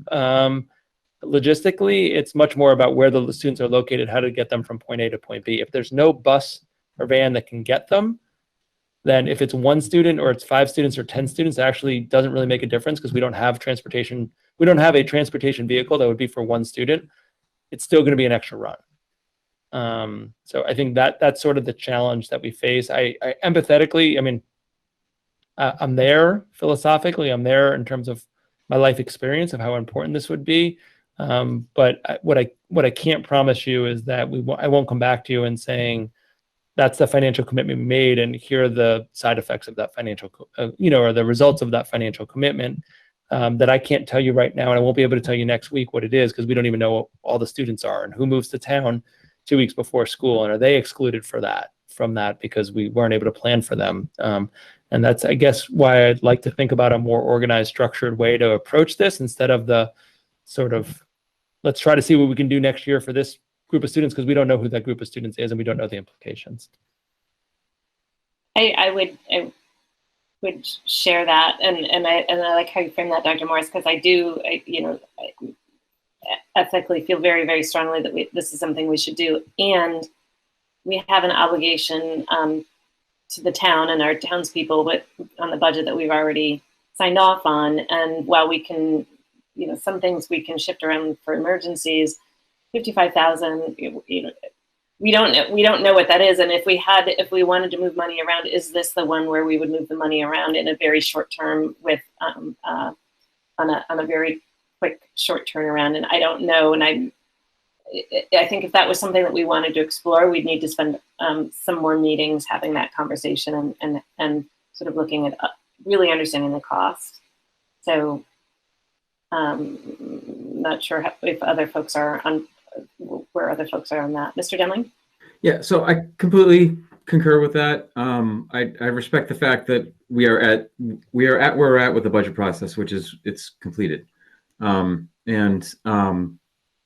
I think Dr. Morris's point about the transportation logistics is correct. Even though I feel I want to provide that flexibility for families this fall, I understand that. However, I'm at a little different place than just let's explore it for next year. I'd like us to decide. Let me back up. I'm in a place where I feel comfortable tonight deciding that in the fall of 2022, families will have this flexibility. We have 14 months. That's plenty of time to come up to look at all the aspects of the policy and for the district to articulate what the cost implication is. Now, if at some point during next year's budget process, if we're all still here, it comes up and we're talking about the budget process and they said, oh, you remember that policy change you made? Well, it's going to cost you, $55,000 or $25,000, whatever the van thing. At that point, the committee can decide whether it wants to change its policy. But I feel like I'm willing to accept that there's a potential future cost that will factor into that budget process and that a future committee will consider that. And as it's being implemented, the district will have over a year to implement a thoughtful policy about how to implement it. So I'd like us to, I feel comfortable deciding that this is what our policy is going to be, rather than just like, let's explore. But I don't know how other people feel about it. What do others think?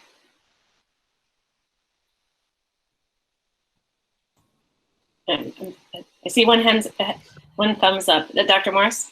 Yeah, I mean, I'm happy to endorse Mr. Demling's view on that from the staff side. I know it's not mine to vote on, but I would fully endorse that commitment.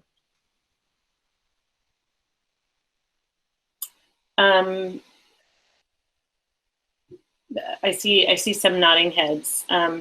This is a procedural question. Do we need to take a formal vote on this, or is it sort of a direction thumbs up on this? Dr. Morris? My recommendation would be a direction thumbs up's fine, and maybe have a group of folks work with me and probably more likely Dr. Brady about what the practices would look like. There's a number of unanswered questions. What happens if a student exerts a specialized program, right? Like I think the commitment would be good to know tonight. And I do wonder if there's a committee member or a pair of committee members who could work with staff to sort of develop some of those pieces so that there's clear, because I think it's like the Comandantes policy, like enrollment policy, like, okay, we're going to do Comandantes, and it seems really easy, and then you actually put pen to paper or fingers to keyboard, and you're like, ooh, I didn't think of this complication, and I'll be blunt, there's going to be a number of those for this one, and so my recommendation, if there's a commitment of the committee, that a committee member works with us, with district staff, develops a draft and brings it back, and it could be next fall, it doesn't have to be before summer, for your consideration, so that you can look at it with the details, because I think it's, if the commitment's there, we can figure out the details, but they do literally need to be figured out. I think there's going to be lots of unanswered questions if it's just the commitment's there and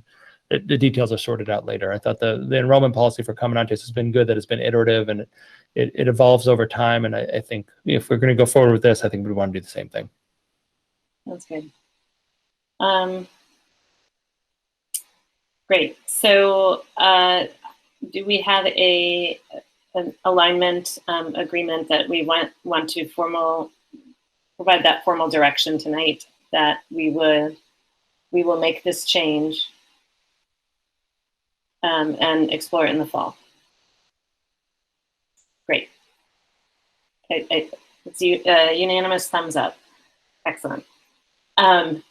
And is there anybody who would volunteer to, as Dr. Morris described, partner with Dr. Brady and other staff on sort of finagling some of those policy questions? Mr. Denling and Ms. Lord? Great. Thank you both. Yeah. Great. Next, we have our future agenda planning, because we have the preschool report, I think it would be helpful. Dr. Morris, do you think that we would have that by next week's meeting, or do we want to add it? I'm confident we'll have it by the end of this week, actually. Okay. So I guess our options are on the 22nd. Which I don't believe that agenda planning was in the packet because we only had 2 more meetings on the calendar. The 15th is is the joint meeting with the region and the Pelham school committees. And that one, I'm in the wrong document.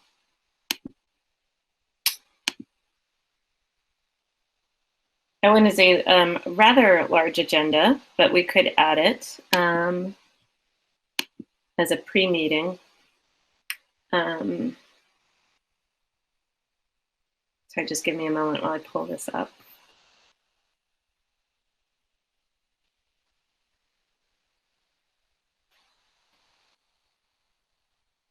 Dr. Morris? Yeah, I actually, looking at that agenda topic, we talked about it earlier. I don't think we're going to have anything new from DESE to talk about at that meeting. So I think that agenda topic would go away.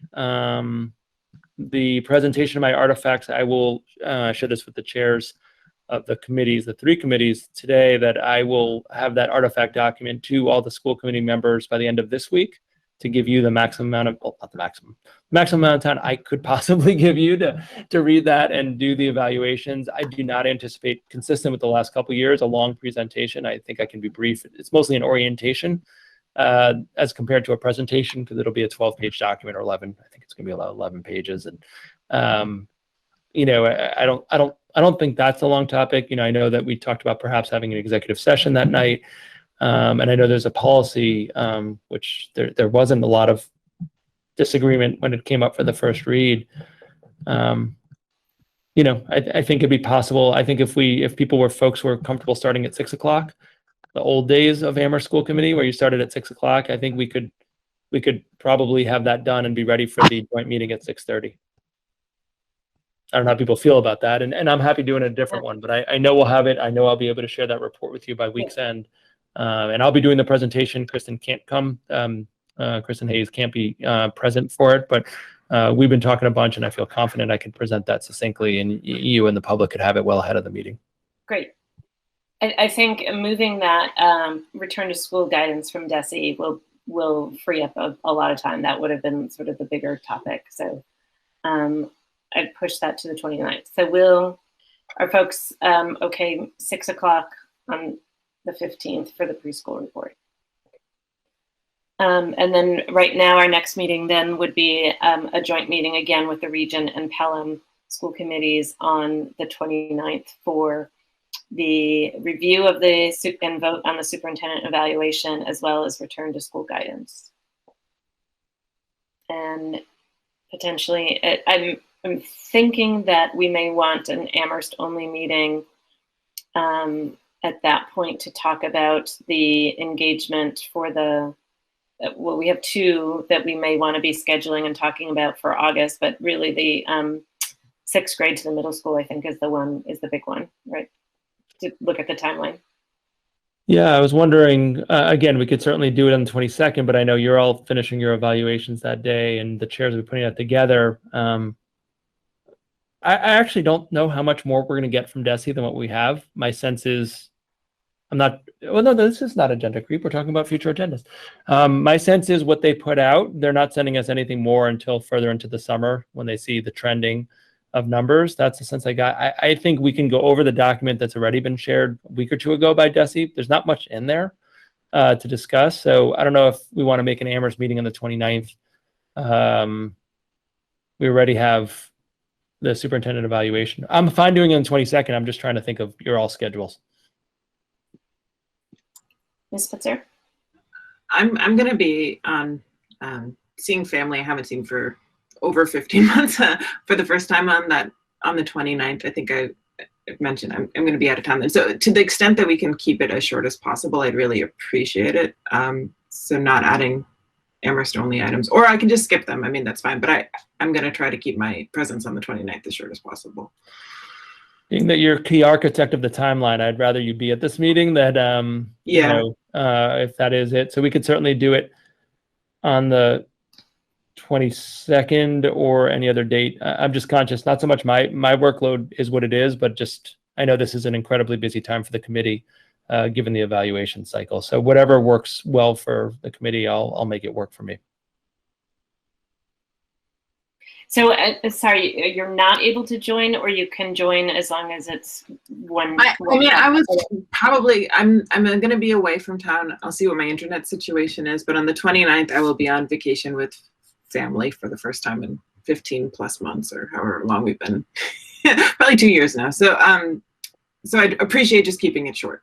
That's, I don't want everybody to reschedule the evaluation, but if we can limit the number of topics, I'd appreciate it.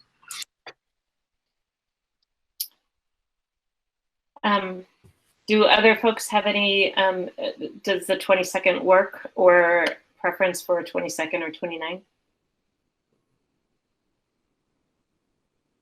We can, we have time, so why don't we, folks, email me your sort of schedule or calendar constraints or preferences between now and next week, if that works. Okay, great.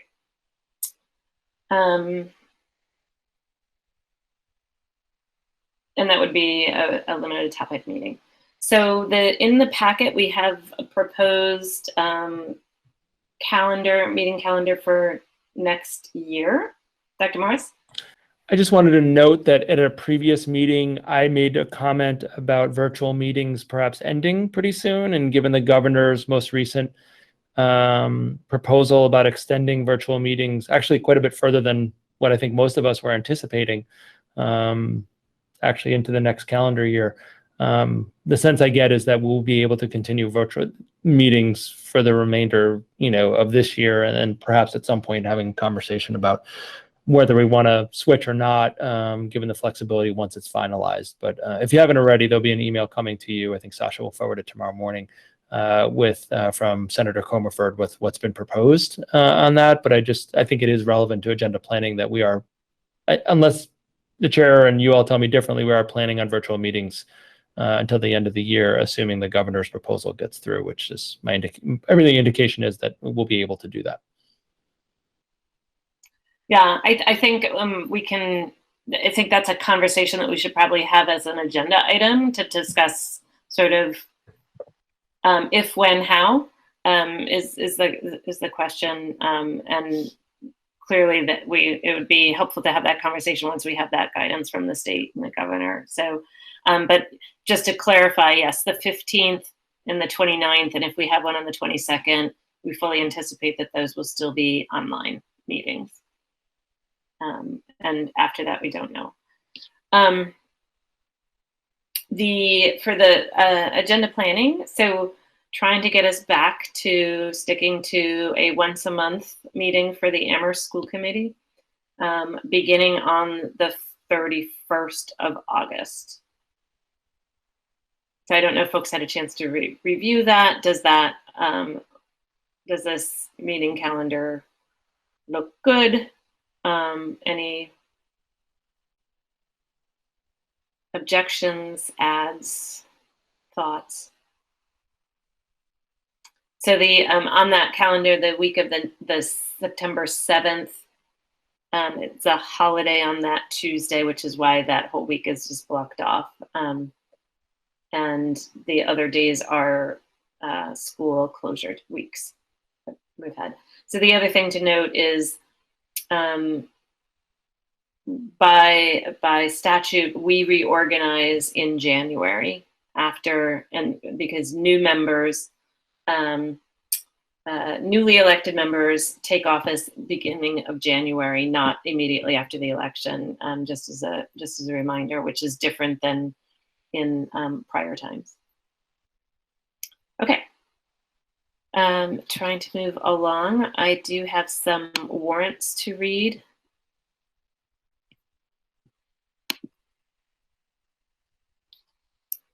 I need to do a better job of sorting which ones I've already read. There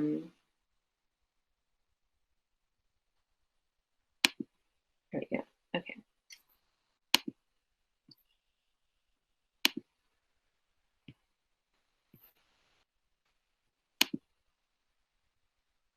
I, Allison McDonald, authorized by my signature to payables in the amount of $64,760.28. Boy, it's late.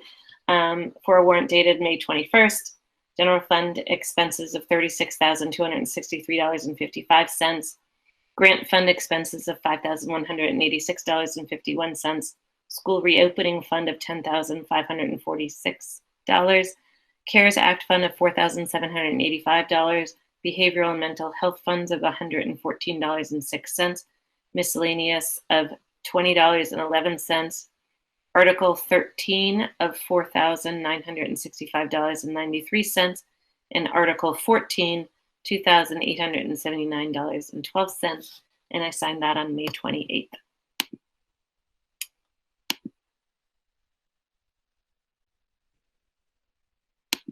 I have three more, sorry.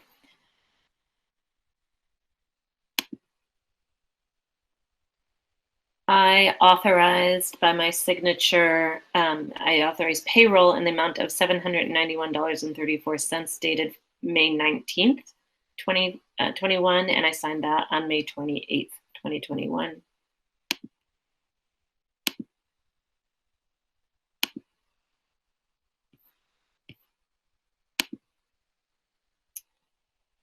I authorized payroll with my signature in the amount of $1,253.66, also dated May 19th, 2021, and I signed that also on May 28th, 2021.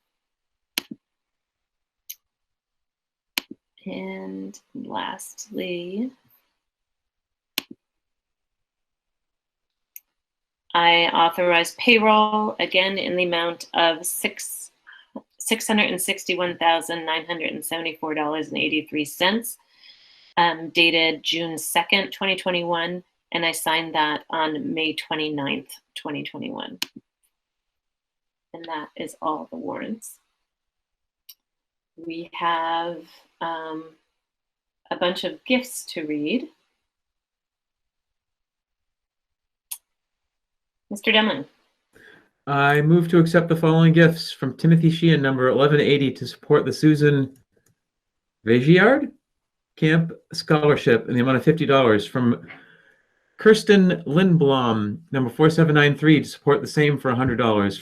From Mary Molanis, number 2654, to support the same for $50. From Chisato Kitagawa, number 5376, to support the same for $250. From Nancy Lee Tyler, number 12752, to support the same for $25.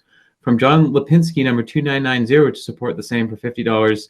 And from Martha Oliver, number 996033, to support Crocker Farm at principal's discretion for $10, for a total of $535. A second. Any discussion? Dr. Morris? There's actually a second page of the gifts. It just didn't fit on one page. So I don't know if people want to take 2 votes, but it's all related, which I yeah. Since we have a motion and a second on the table, let's just keep going. No discussion, roll call vote. Mr. Demling? Demling, aye. Mr. Harrington? Harrington, aye. Ms. Lord? Lord, I. Ms. Spitzer? Spitzer, aye. McDonald, aye. The motion passes unanimously. Would somebody like to make another motion? Mr. Demling? I move to accept the following gifts from Brian and Geraldine Doherty, number 4009, to support the Susan Vigiard Camp Scholarship in the amount of $50. From Audrey Clark, number 315, to support the same for $25. From Marianne Snow, number 3745, to support the same for $50. From Eileen Lacey, number 2341, to support the same for $25. From Kathleen Kellogg, number 504, to support the same for $25. From Angela Gianfrido, number 1701, to support the same for $25. From Joan Langley, number 1019, to support the same for $100. From Robert and Joan McDonald, number 5723, to support the same for $300. From Gail McCreener, number 795, to support the same for $50. From Mary Milky May, number 1711, to support the same for $390.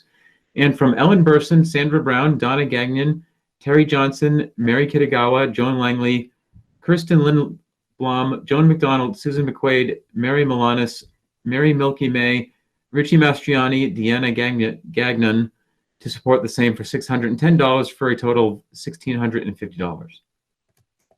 I second. Is there any discussion? Dr. Morris? Yeah, just wanted to note that Sue Vigard was a longtime teacher in our school district. A number of these folks who have donated are former or current, mostly former educators in our schools, a lot from Marks Meadow, a lot of folks who worked at Marks Meadow.